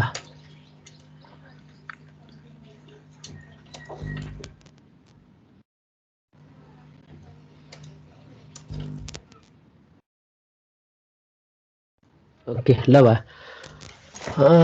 अब लास्ट क्वेसनमै रहेछौँ त हामी अब चाहिँ ल लास्ट क्वेसन पनि गरिहालौँ त्यसो भए जुममा 100%मै जाउँ अलिकति पुगेन ल 125मै जाउँ ल ल लास्ट क्वेसन रहेछ है लास्ट क्वेसन हेर त सजिलो छ क्वेसन पनि यसो हेर्दाखेरि if intensity of sir B को भ्यालु कति आयो बी को भ्यालु त्यही 10 को पावर -31 मा आयो सर मेरो त -21 मा आयो सर मेरो एकचोटि चेक गर है दुईजनाले अनिल के छ तिम्रो 31 मै आयो 31 मै आयो सर ओके अनि माइन आइडी को भ्यालु ठ्याक्कै त्यो 1.9 इन्टु 10 को पावर -25 हैन त हो सर त्यही आइडी को 1.991 इन्टु 10 टु द पावर -25 हालेको हो त्यही नै हो ठिक छ त्यही नै हो अनि 4 पाइ इन्टु 10 को पावर -7 भइहाल्यो आर को भ्यालु कति राखेको छौ 6.9 इन्टु 10 को पावर -2 नै हो नि हैन -2 सर 12 हालेछु मैले ए त्यही भएर मिस्टेक भयो ल मिलाऊ 10 ले पावर फरक पर्यो हो त्यही भएर मिस्टेक 31 आयो 4.147 10 टु द पावर -31 आयो हुन्छ ठिक छ ल मिल्यो ल अब लास्ट क्वेसन न्युमेरिकलको झन् नै पाउने नभन्नु लागेछ 9 सम्म अलिकति अर्को च्याप्टरको इन्ट्रोडक्सन दिएर अनि छोडिदिन्छु आज 10 सम्म चाहिँ गरिन्न है अलि भ्याउँदैन 9 सम्म जे होस् आज च्याप्टर धेरै नै गयो न्युमेरिकल अब एउटा च्याप्टर बाँकी हो त्यो च्याप्टर पनि त्यति लामो छैन छोटै छ 5 टिचिङ आवर कि कतिको च्याप्टर हो 5 कि 8 हो धेरै छैन अनि सहिलेसँग सकिन्छ जे होस्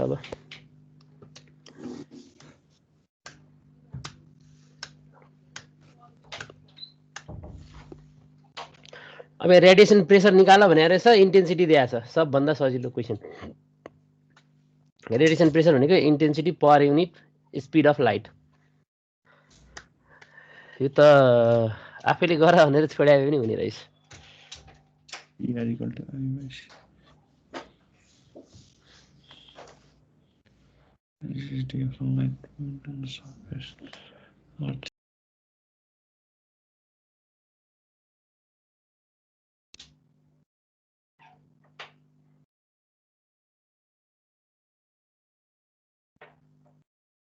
If intensity of sunlight at a point on the surface of Earth is 0.85 kilowatt है त्यो के वाट हो kilowatt 0.85 kilowatt per meter square calculate the radiation pressure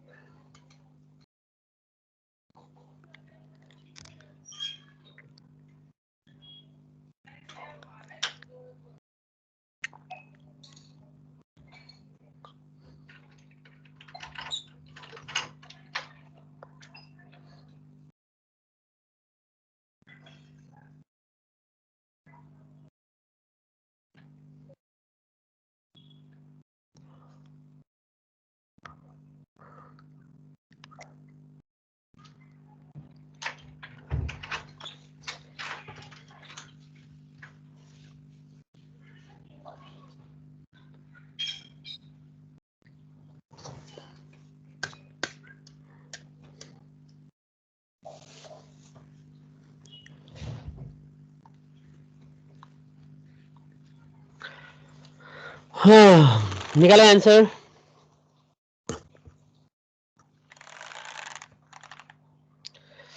If intensity of sunlight at a point on the surface of Earth is 0.85 kilowatt per meter square, calculate the radiation pressure. Formula छ हामीसँग radiation pressure भने नि I by C, I dash 0.85 kilowatt per metre square, त्यो भनेको 850 what per metre square रहेछ। अनि त्यसलाई velocity of light भनेको 3 × 10⁸ मिटर पर सेकेन्डले डिभाइड गरेर राख्दा हाम्रो एन्सर आउँछ 2.23 × 10 सरी 2.83 × 10⁻6 पास्कल है। प्रेसरको वा के अरे युनिट चाहिँ पास्कल।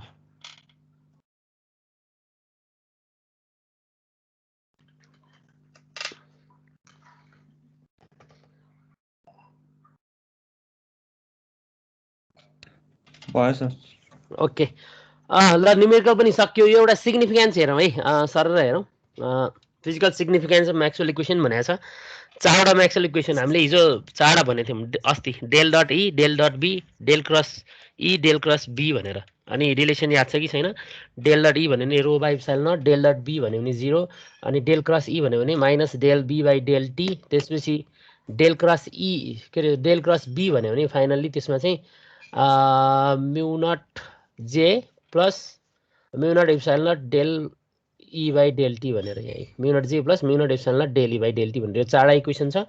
यो चारवटा इक्वेसनको सिग्निफिकेन्स भनेर सोध्न सक्छ। सोधिहाल्यो भने पहिलोको हेरौँ। जस्तो स्टेडी स्टेट इक्वेसन रहेछ इन्डिपेन्डेन्ट अफ टाइम, किन यहाँ टाइमको रिलेसन देखाएको छैन, टी भनेर टर्म नै देखाएको छैन, टाइमसँग डिपेन्डेन्ट होइन भन्न पाइयो। अनि यो चाहिँ ठ्याक्कै चार्ज डेन्सिटीसँग रिलेटेड हुन्छ भन्छ सेकेन्डमा। फ्लक्स भनेको फाइ इक्वल टु डेल्टा ई भन्न पाइएको छ यहाँनिर। त्यो चाहिँ केसँग डिपेन्ड हुने हो भन्दा चार्ज डेन्सिटी रोसँग। त्यसपछि अर्को भनेको चार्ज डेन्सिटी स्केलर क्वान्टिटी हो। यो त हामीले पहिल्यै भनेका छौँ 11 पढ्दैमा, चार्ज इज स्केलर क्वान्टिटी भनेका छौँ। त्यसलाई डिभाइड बाई भोल्युम गरिराख्दा त्यो पनि स्केलर क्वान्टिटी नै हुन्छ। र त्यसपछि lines of force start from positive charge and in that negative charge भनेर छ। यो पनि हामीले पहिले नै भने हो, पोजिटिभ चार्जबाट नेगेटिभ चार्जसम्म इमेजिनरी जुन लाइन्स अफ फोर्स जान्छ त्यसलाई इलेक्ट्रिक लाइन्स अफ फोर्स भनेर भन्छौँ हामीले भनेर सायद 11मै पढे जस्तो लाग्छ। अर्को पनि के भने हो भने दुईवटा इलेक्ट्रिक लाइन्स अफ फोर्सहरू इन्टरसेक्ट हुँदैन भनेर भने हो, याद छ हो है। पहिलोको सिग्निफिकेन्स यो भयो। त्यसपछि सेकेन्ड म्याक्सवेल इक्वेसन आउँछ। सेकेन्ड म्याक्सवेल इक्वेसनको एज अ होलमा भन्ने हो भने यहाँ पनि यसको हेरेरै भन्न मिले चाहिँ इन्डिपेन्डेन्ट अफ टाइम भन्न मिलिहाल्यो। अर्को मेन पोइन्ट भनेको magnetic monopole does not exist भन्दो रहेछ यसले। सिङ्गल पोल चाहिँ एक्जिस्ट। हजुर सर लिमिटेसन जस्तै हो। लिमिटेसन जस्तो यतिसम्म चाहिँ म्याक्सवेलले दिन सक्छ भन्ने टाइपले सिग्निफिकेन्स भनौँ न। यसको प्रपर्टिज फिजिकल प्रपर्टिज, सिग्निफिकेन्स भनेकै फिजिकल प्रपर्टी हो। जस्तो यसैमा हेरिराख्दा है, यसमा एउटा बुझ्नै पर्ने कुरा चाहिँ मैले अस्ति पनि भनेको थिएँ, एउटा सर्टेन म्याग्नेटबाट म्याग्नेटिक लाइन्स अफ फोर्सहरू निस्किन्छ भने त्यो एक ठाउँबाट निस्केको अर्को ठाउँमा आएर इन हुनै पर्यो। जति निस्किन्छ त्यति नै त्यहाँ इन्टर हुनै पर्यो। Number of lines of force living र इन्टरिङ इक्वल हुन पर्यो। अनि त्यो भएर डेल बी चाहिँ हामीले 0 हुन्छ भनेको छौँ, चेन्ज इन म्याग्नेटिक फिल्ड 0 हुन्छ भनेको छौँ। त्यो भनिराख्दा एउटा अर्को कुरा के बुझ्नु पर्यो भने त्यहाँबाट त्यहीँ इन्टर हुने भनेपछि त नर्थबाट नर्थमै त इन्टर नहोला, पक्का पनि नर्थबाट साउथमा इन्टर होला भनेपछि अर्को पोल पनि हुने रहेछ। अनि दुईवटा पोल त नहुने रहेछ। थ्योरिटिकल्ली मोनोपोल भनेर हामीले भनिरहेको हुन्छौँ।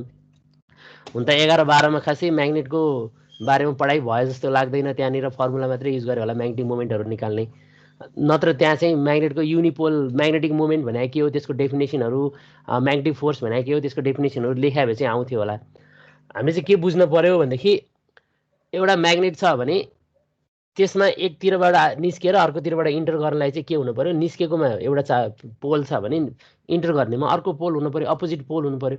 भनेपछि एउटैमा दुईवटा पोल त हुनु पर्यो नि त, सिङ्गल पोल त नहुने रहेछ नि भनेर म्याक्सवेलले त्यहाँबाट प्रुभ गरेको छ magnetic monopole does not exist भनेर है। त्यसपछि थर्ड पोइन्टमा जाउँ, equal number of magnetic lines of force enter and leave the system. मैले अघि पनि भने निस्किने र इन्टर गर्ने बराबर हुनै पर्यो। र चौथोमा छ magnetic lines of force are continuous. Continuous भन्दा हामीले भनेको छौँ बिचमा ब्रेक हुने हराउने हुन पाइएन। एउटा नर्थबाट निस्किन्छ भने अर्को साउथमा गएर इन्टर हुनैपर्छ। एउटा म्याग्नेटबाट सुरु भएर त्यहाँ अर्को म्याग्नेट छ भने अर्को म्याग्नेटमा गएर इन्ड हुनसक्छ। तर त्यो म्याग्नेटिक लाइन्स अफ फोर्स निस्किसकेपछि चाहिँ त्यो कहीँ न कहीँ गएर इन्टर हुनै पर्यो। नेगेटिभ के अरे साउथ पोलमा गएर इन्टर हुनै पर्यो, बिचमा हराउने भन्ने पाइएन। ठिक छ?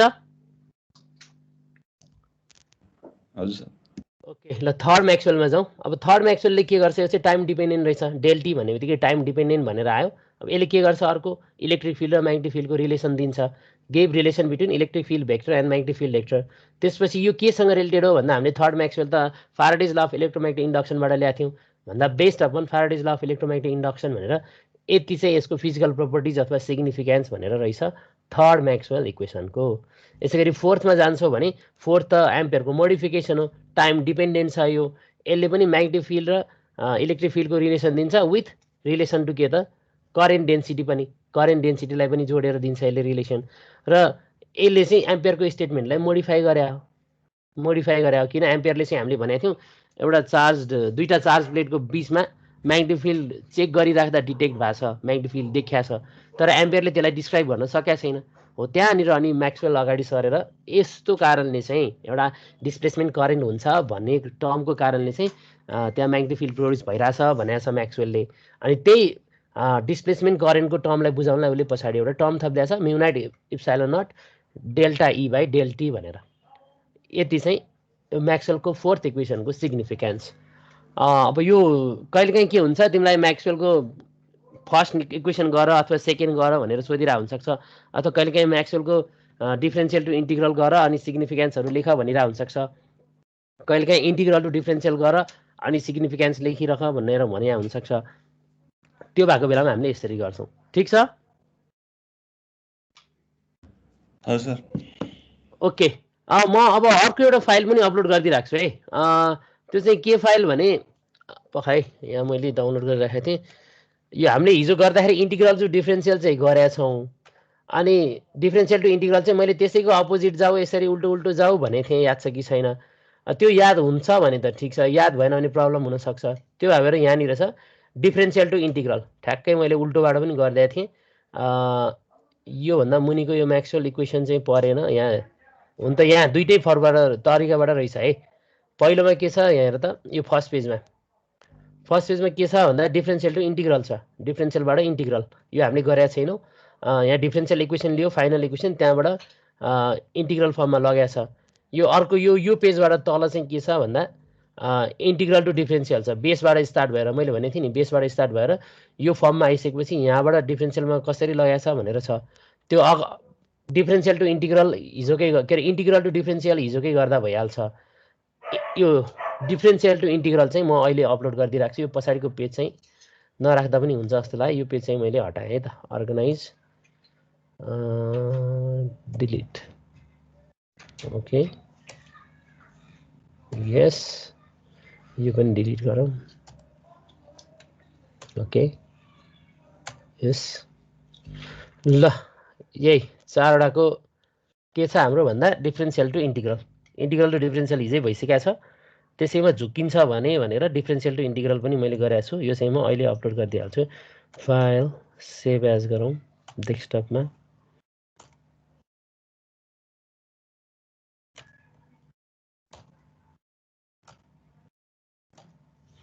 ल यही नै अपलोड गरेँ फाइल्स डेस्कटप पहिला यसलाई रिनेम गरौँ म्याक्सवेल इन्टिग्रल टु डिफ्रेन्सियल भनेर डिफ्रेन्सियल टु इन्टिग्रल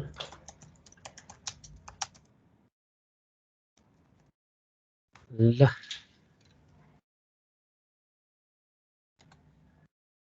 रिनेम भएन नि त किन ओपन छ रहेछ त्यही भएर क्लोज गरौँ है त रिनेम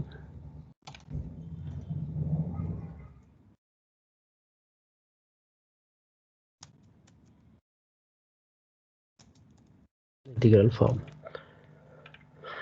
ल यो पनि अपलोड भयो ओके ल यो पनि आयो अब कहीँ प्रब्लम हुन्छ भने सोध्न मिलिहाल्छ 8:50 भइसकेको रहेछ 10 मिनट अझै लिउँ कि के गरौँ कि छोडौँ आजलाई नयाँ सुरु गरौँ न नयाँ सुरु गरौँ ल ठिक छ ल नयाँ अलिकति सुरु गरौँ बेस जस्तो डी ब्रोग्ली भनेर नाम सुनेको छौ नि होइन सुनेको छ सर ओके है डी ब्रोग्ली भनेर चाहिँ एकजना साइन्टिस्टको नाम जसले चाहिँ के गरे भन्दाखेरि एउटा कुनै पनि पार्टिकल्सहरू मुभ हुन्छ भने त्योसँग कुनै न कुनै खालको वेभ एसोसिएटेड हुन्छ भनेर दिएको उसले, जसलाई हामी चाहिँ डी ब्रोग्लीज वेभ थ्योरी भनेर भन्छौँ। ठ्याक्कै हाम्रो यो क्वान्टम भन्ने पार्ट चाहिँ त्यहाँबाट बेस हो।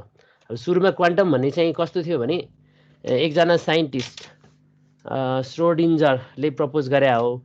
अनि त्यो बेलामा के रहेछ भन्दा दुईवटा पार्टी जस्तो भएको छ क्या, दुईवटा ग्रुप जस्तो साइन्टिस्टहरूको पनि। एउटा चाहिँ सर आइज्याक न्युटनवाला टोली, एउटा चाहिँ उता क्वान्टमवाला टोली, निल बोर श्रोडिन्जरहरूवाला टोली।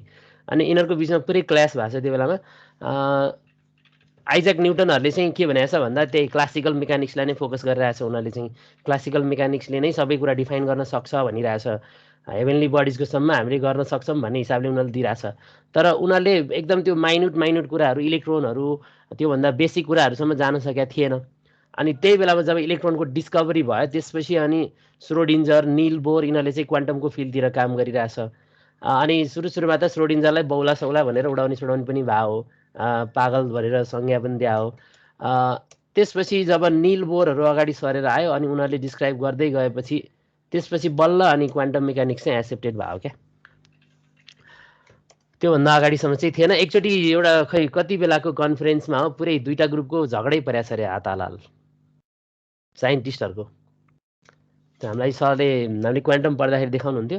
ठ्याक्कै त्यही क्वान्टमको अलिकति बेस जस्तो छ यहाँनिर। जस्तो फोटोन एन्ड म्याटर वेभ्स भनेर पहिलो आउँछ फोटोन एन्ड म्याटर वेभ्स भनिराख्दा सबभन्दा पहिला फोटोन भन्ने नै थाहा हुनु पऱ्यो। यसो गरौँ न, यसलाई यहाँबाट फुल प्ले भएन, यहीँबाट गर्छु है त म। Photon and matter waves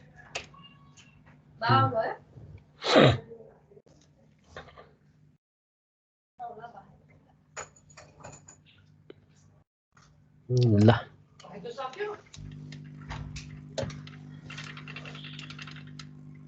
okay ल है फोटोन भनेर छ सुरुमा। के होला फोटोन भने फोटोनको बारेमा पहिला सुनेको छ जस्तो लाग्छ। के होला फोटोन याद छ?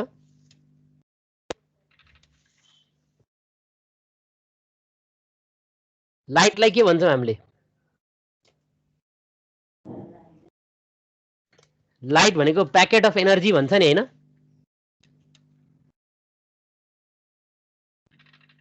लाइट चाहिँ एनर्जीको फर्म हो भन्छौँ, एनर्जीको। यो लाइट कसरी आउँदो रहेछ भन्दा फोटोन भएर आउँदो रहेछ क्या। फोटोन भनेको पार्टिकल जस्तै हो, जसको के हुन्छ चार्ज चाहिँ हुँदैन। रेस्ट मास भनेर हुन्छ, मोसन हुँदा त्यो पनि हराउँछ, तर यसको चार्ज चाहिँ हुँदैन, चार्जलेस भयो है। यहाँ भन्छौँ है, a photon is a quantum of electromagnetic energy which describes the particle properties of an electromagnetic wave or light wave. The energy of photon is given by E is equal to hf अथवा cs by lambda भन्छौँ। अनि where h भनेको के हो त Planck's constant, lambda भनेको wavelength of time light, अनि c भनेको स्पिड अफ लाइट। त्यसपछि आउँछ फोटोनमा केही सोध्नु छ भने सोद्धा हुन्छ, केही सोध्ने छ कुराहरू भने फोटोनको बारेमा। जस्तो मिलिकनको अनि आइन्स्टाइनको फोटो इलेक्ट्रिक इक्वेसनहरू गरिराख्दा गरेछ जस्तो लाग्छ। एउटा सर्टेन मेटालिक सर्फेस लिन्छौ अनि त्यसपछि त्यहाँ सर्टेन एनर्जीको लाइट आएर इन्सिडेन्ट भइराख्दा के हुन्छ इलेक्ट्रोनहरू प्रोड्युस भइरहेको हुन्छ। अनि त्यो इलेक्ट्रोनहरू प्रोड्युस भइरहेको चाहिँ निस्केर डिटेक्ट गरिरहेको हुन्छ डिटेक्टरले। त्यहाँबाट अनि यसरी निकाल्न मिल्ने रहेछ, नकआउट गर्न मिल्ने रहेछ भन्ने कन्सेप्ट आएको। भनेपछि लाइटमा पनि एनर्जी हुने रहेछ भन्ने कन्सेप्ट त्यहाँबाट अझै क्लियर भएर आएको। केही सोध्नु छ कि छैन फोटोनमा? छैन सर। ओके ल त्यसपछि जाउँ अब फेज भेलोसिटी भनेर। सबभन्दा पहिला फोटोन भनिराख्दा हामीले लाइटको बारेमा पहिल्यै डुअल नेचर भनेर भनेका छौँ, डुअल वेभ पार्टिकल डुअलिटी भनेर लाइटको है। लाइट चाहिँ वेभको फर्ममा पनि ट्राभल गर्छ भन्छौँ, त्यसपछि पार्टिकल पनि हो भन्छौँ।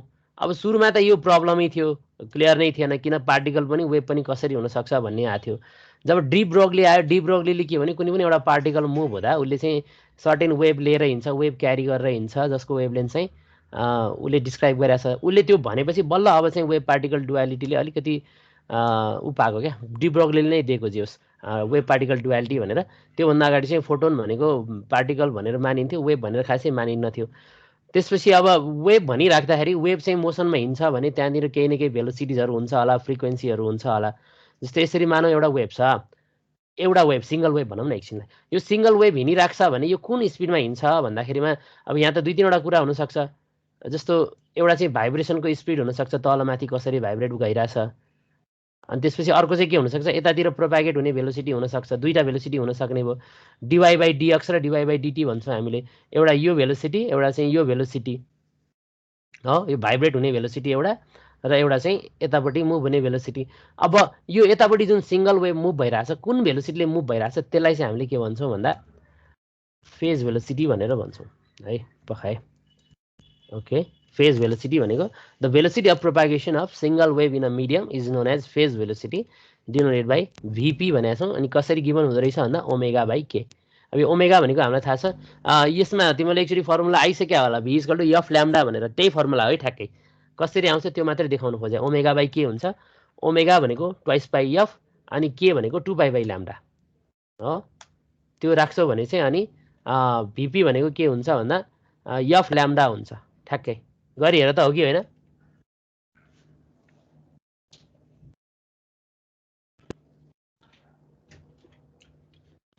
अनि यो ठ्याक्कै मैले भनिहालेँ इलेक्ट्रोम्याग्नेटिक वेभको भनिराख्दाखेरि चाहिँ f ल्याम्डा भनेको c नै हुन्छ, ठ्याक्कै स्पिड अफ लाइट। ठिक छ, सिंगल वेभको भेलोसिटी रहेछ है। फेज भेलोसिटी भन्यो भने सिंगल वेभको भेलोसिटी रहेछ। एउटा वेभ ट्राभल गरिरहेछ एउटा f/λ आउँछ नि सर?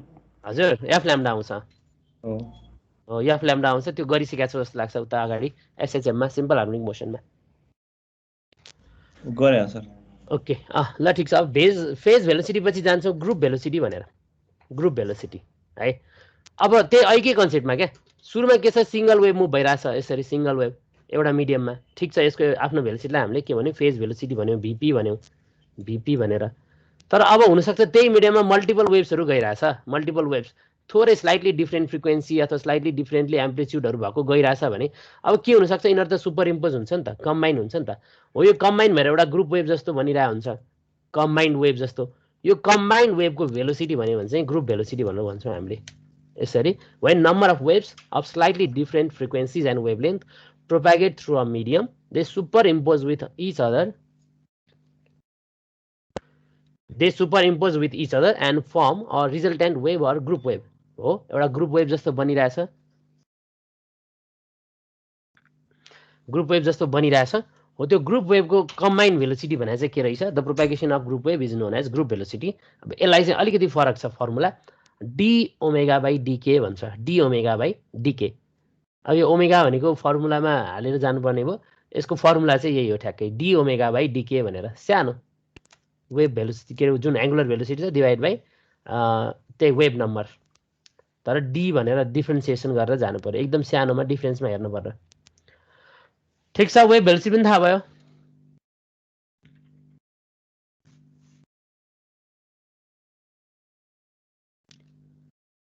अब यसमा एउटा कुरा आउँछ है, जस्तो वेभ भेलोसिटी चाहिँ पार्टिकल भेलोसिटीसँग पनि इक्वल हुन्छ भन्छ क्या। हामीले अघि भन्यौँ नि, यसरी वेभ मुभ भइरहेछ। अब यो ग्रुप वेभ भएर मुभ भइरहेछ भने यतातिरको भेलोसिटी के भयो त, ग्रुप भेलोसिटी भयो। ग्रुप वेभ छ भने भिजी भन्यो, नम्बर अफ वेभ्स सबैको कम्बाइन्ड भेलोसिटी। र पार्टिकल भेलोसिटी भन्यो भने हामीलाई थाहा छ यसरी माथि तल भाइब्रेट गर्ने हो। यो पार्टिकल भेलोसिटी जसलाई हामीले dy/dt भन्छौँ, यो पार्टिकल भेलोसिटी र ग्रुप भेलोसिटी चाहिँ इक्वल हुँदो रहेछ। यो मैले यहाँ भन्न चाहिँ भनेको छैन, तर त्यो जेनरली इक्वल हुन्छ, ग्रुप भेलोसिटी र पार्टिकल भेलोसिटी।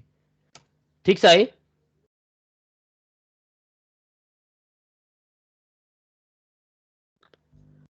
ओके, यसपछि जान्छौँ डी ब्रगली वेभलेन्थ भनेर। अहिले के कन्सेप्ट मैले भनेको थिएँ, डी ब्रगली वेभलेन्थ भनेको के हो, डी ब्रगलीले के भन्छ, कुनै पनि एउटा पार्टिकल मुभ गर्छ भने यसको जस्तो सुकै नेचर भए पनि यसले वेभ चाहिँ क्यारी गरेर हिँड्छ भन्छ। इभन हामी मान्छे हिँड्छौँ भने पनि हाम्रो साइज त धेरै ठुलो छ, धेरै ठुलो साइज छ, तर हामीले पनि वेभ क्यारी गर्छ भन्छौँ।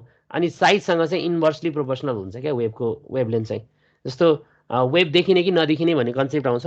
धेरै ठुलो साइज भइराख्दा वेभ चाहिँ नदेखिने हुन्छ, सानो साइज छ भने वेभ देखिन आउँछ, साइजसँग इन्भर्सली प्रोपोर्सनल हुन्छ। The wavelength associated with the moving particle is known as de Broglie wavelength भन्छ। कसरी गिभन हुँदो रहेछ, lambda is equal to h/p अथवा h/mv। अब यहीँबाट हेर न, ठुलो साइजको अब्जेक्ट छ भने मास त बढी भइहाल्छ पक्का पनि। मास बढी हुँदामा के हुन्छ भन्दा ल्याम्डाको भ्यालु एकदम कम हुन्छ, एकदम कम। त्यो भएको भएर ठुल्ठुलो पार्टिकल अब्जेक्टको चाहिँ नदेखिने हो। जस्तो हामी मुभ गर्छौँ हाम्रो वेभ नदेखिने कारण यही हो, हाम्रो मास त धेरै नै हुन्छ। यो प्ल्याङ्क्स कन्स्ट्यान्ट धेरै सानो टर्म हो। यो भेलोसिटी या भी भनेर छ, यो पनि कम भेलोसिटीमै मुभ भइरहेको हुनसक्छ अथवा धेरैमै मुभ भए पनि हाम्रो मास चाहिँ अति नै धेरै हुने भएर यो ल्याम्डा चाहिँ नदेखिने हुन्छ। ठिक छ, क्लियर छ?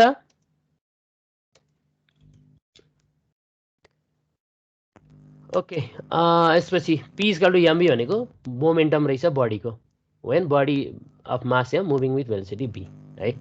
यसपछि आउँछ de Broglie wavelength for photon भनेर। अलिकति हेरौँ फोटोनको चाहिँ केसमा के छ, ई इक्वल टु एचएफ भनेर हामीले अघि एनर्जी भनिसक्यौँ। अब त्यही फर्मुला ठ्याक्कै वेभलेन्थकोमा लाउने हो भने E equal to HF equal to CS by lambda. अब यहाँ E equal to MC square भनेर पनि छ, यो युज गर्ने हो भने मोमेन्ट अफ फोटोन भनेको एमसी अथवा एम नट सी भन्नुपर्छ, रेस्ट मास हो भने इक्वल टु पिसी भन्न पायो एमसी स्क्वायर भन्ने ठाउँमा। पिसी भनेको CH by lambda, CC cancel हुँदाखेरि lambda equal to H by P भनेर भएको छ। यो चाहिँ फोटोनको डी ब्रगली वेभलेन्थ। यो प्रुभ गर भनेर हामीलाई सोध्दैन, हामीले चाहिँ के भन्ने डी ब्रगली वेभलेन्थ के हो भन्यो भने डेफिनेसन लेखिदिने र फर फोटोन भनेर lambda equal to H by P भने पुग्छ। यो देखाइराख्न परेन है, यो देखाइराख्न पर्दैन। त्यसपछि जान्छौँ इलेक्ट्रोनको केसमा। हेरौँ त इलेक्ट्रोनको केसमा के हुन्छ, इलेक्ट्रोन मुभ हुँदाखेरि काइनेटिक एनर्जी हुन्छ, त्यसको काइनेटिक एनर्जी हुन्छ भने त्यहाँबाट अब भेलोसिटी निकाल्नु पर्यो, के equal to half MV square भनेर। त्यो इलेक्ट्रोन यसै त मुभ हुँदैन, त्यसलाई एउटा सर्टेन एसिलेटिङ पोटेन्सियल दिया हुन्छ हामीले, जसको एनर्जी इभी नट भन्यौँ हामीले। हो त्यो इभी नट दिइसकेपछि अब भेलोसिटी थाहा भयो, twice EV naught by M भनेर रुट अन्डरमा। यो पनि निस्किसकेपछि अब चाहिँ lambda equal to H by P भन्नेमै जानु पऱ्यो डी ब्रगलीकै फर्मुलामा, र पी भन्ने ठाउँमा एम भी राखिराख्दा हाम्रो यो फर्मुला हुने रहेछ फर इलेक्ट्रोन भनेर है। Lambda equal to H by twice M E V nought भनेर। ई भनेको charge of electron, V nought भन्यो भने के हो त हामीले सप्लाई गरेको पोटेन्सियल, एम भनेको मास, मास अफ इलेक्ट्रोन, त्यसपछि एच भने त प्ल्याङ्क्स कन्स्ट्यान्ट भइहाल्यो। ठिक छ, यो चाहिँ न्युमेरिकलमा आउँछ है, यो फर्मुलाहरू युज गर्ने चाहिँ फर इलेक्ट्रोन फर फोटोन भनेर न्युमेरिकलमा निकाल भन्छ।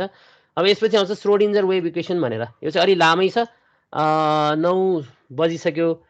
श्रोडिन्जर चाहिँ अर्को दिन गरौँ कि जस्तो लाग्यो, यहाँसम्म आज गरियो। ठिक छ, ओके। अब अलिकति म आइडिया दिइराख्छु है। श्रोडिन्जर भन्यो भने श्रोडिन्जरमा हामीले पढ्नुपर्ने जम्मा दुईवटा, एउटा चाहिँ श्रोडिन्जर वेभ इक्वेसन भनेर, त्यसमा दुईवटा केसेस हुन्छ, एउटा टाइम डिपेन्डेन्ट एउटा इन्डिपेन्डेन्ट। एउटै इक्वेसन गर्दै जाने हो, लास्टमा 2-3 स्टेपको फरकमा आउँछ टाइम डिपेन्डेन्ट र इन्डिपेन्डेन्टको इक्वेसन, त्यो एउटा भयो। त्यसपछि इन्फाइनाइट पोटेन्सियल वेल भनेर एउटा डेरिभेसन गर्नुपर्छ हामीले, इन्फाइनाइटली डिप पोटेन्सियल वेल भनेर, त्यो छ दुईवटा डेरिभेसन जम्मा। त्यसपछि एउटा छ टनलिङ इफेक्ट अथवा ब्यारियर ऊ छ पोटेन्सियल इन अ बक्स भन्ने छ, टनलिङ इफेक्ट भन्छौँ। त्यसको चाहिँ हामीले अलिअलि फर्मुलाहरूसम्म लेख्छौँ, त्यसको पुरै डिटेलमा हामीलाई डेरिभेसन चाहिँदैन, खालि एउटा फेनोमेनन मात्रै इन्ट्रोडक्टरी जसरी बुझ्नुपर्ने हामीले टनलिङ इफेक्ट भने के हो भनेर। यो चाहिँ मैले अर्को दिनमा क्लासमा सघाउँछु होला। नोट चाहिँ हालिदिइसकेको छ, आज भ्याइन्छ भने यसो नोट गर्दा हुन्छ, अर्को दिन हामी बुझ्छौँ मात्रै, हुन्छ नि होइन?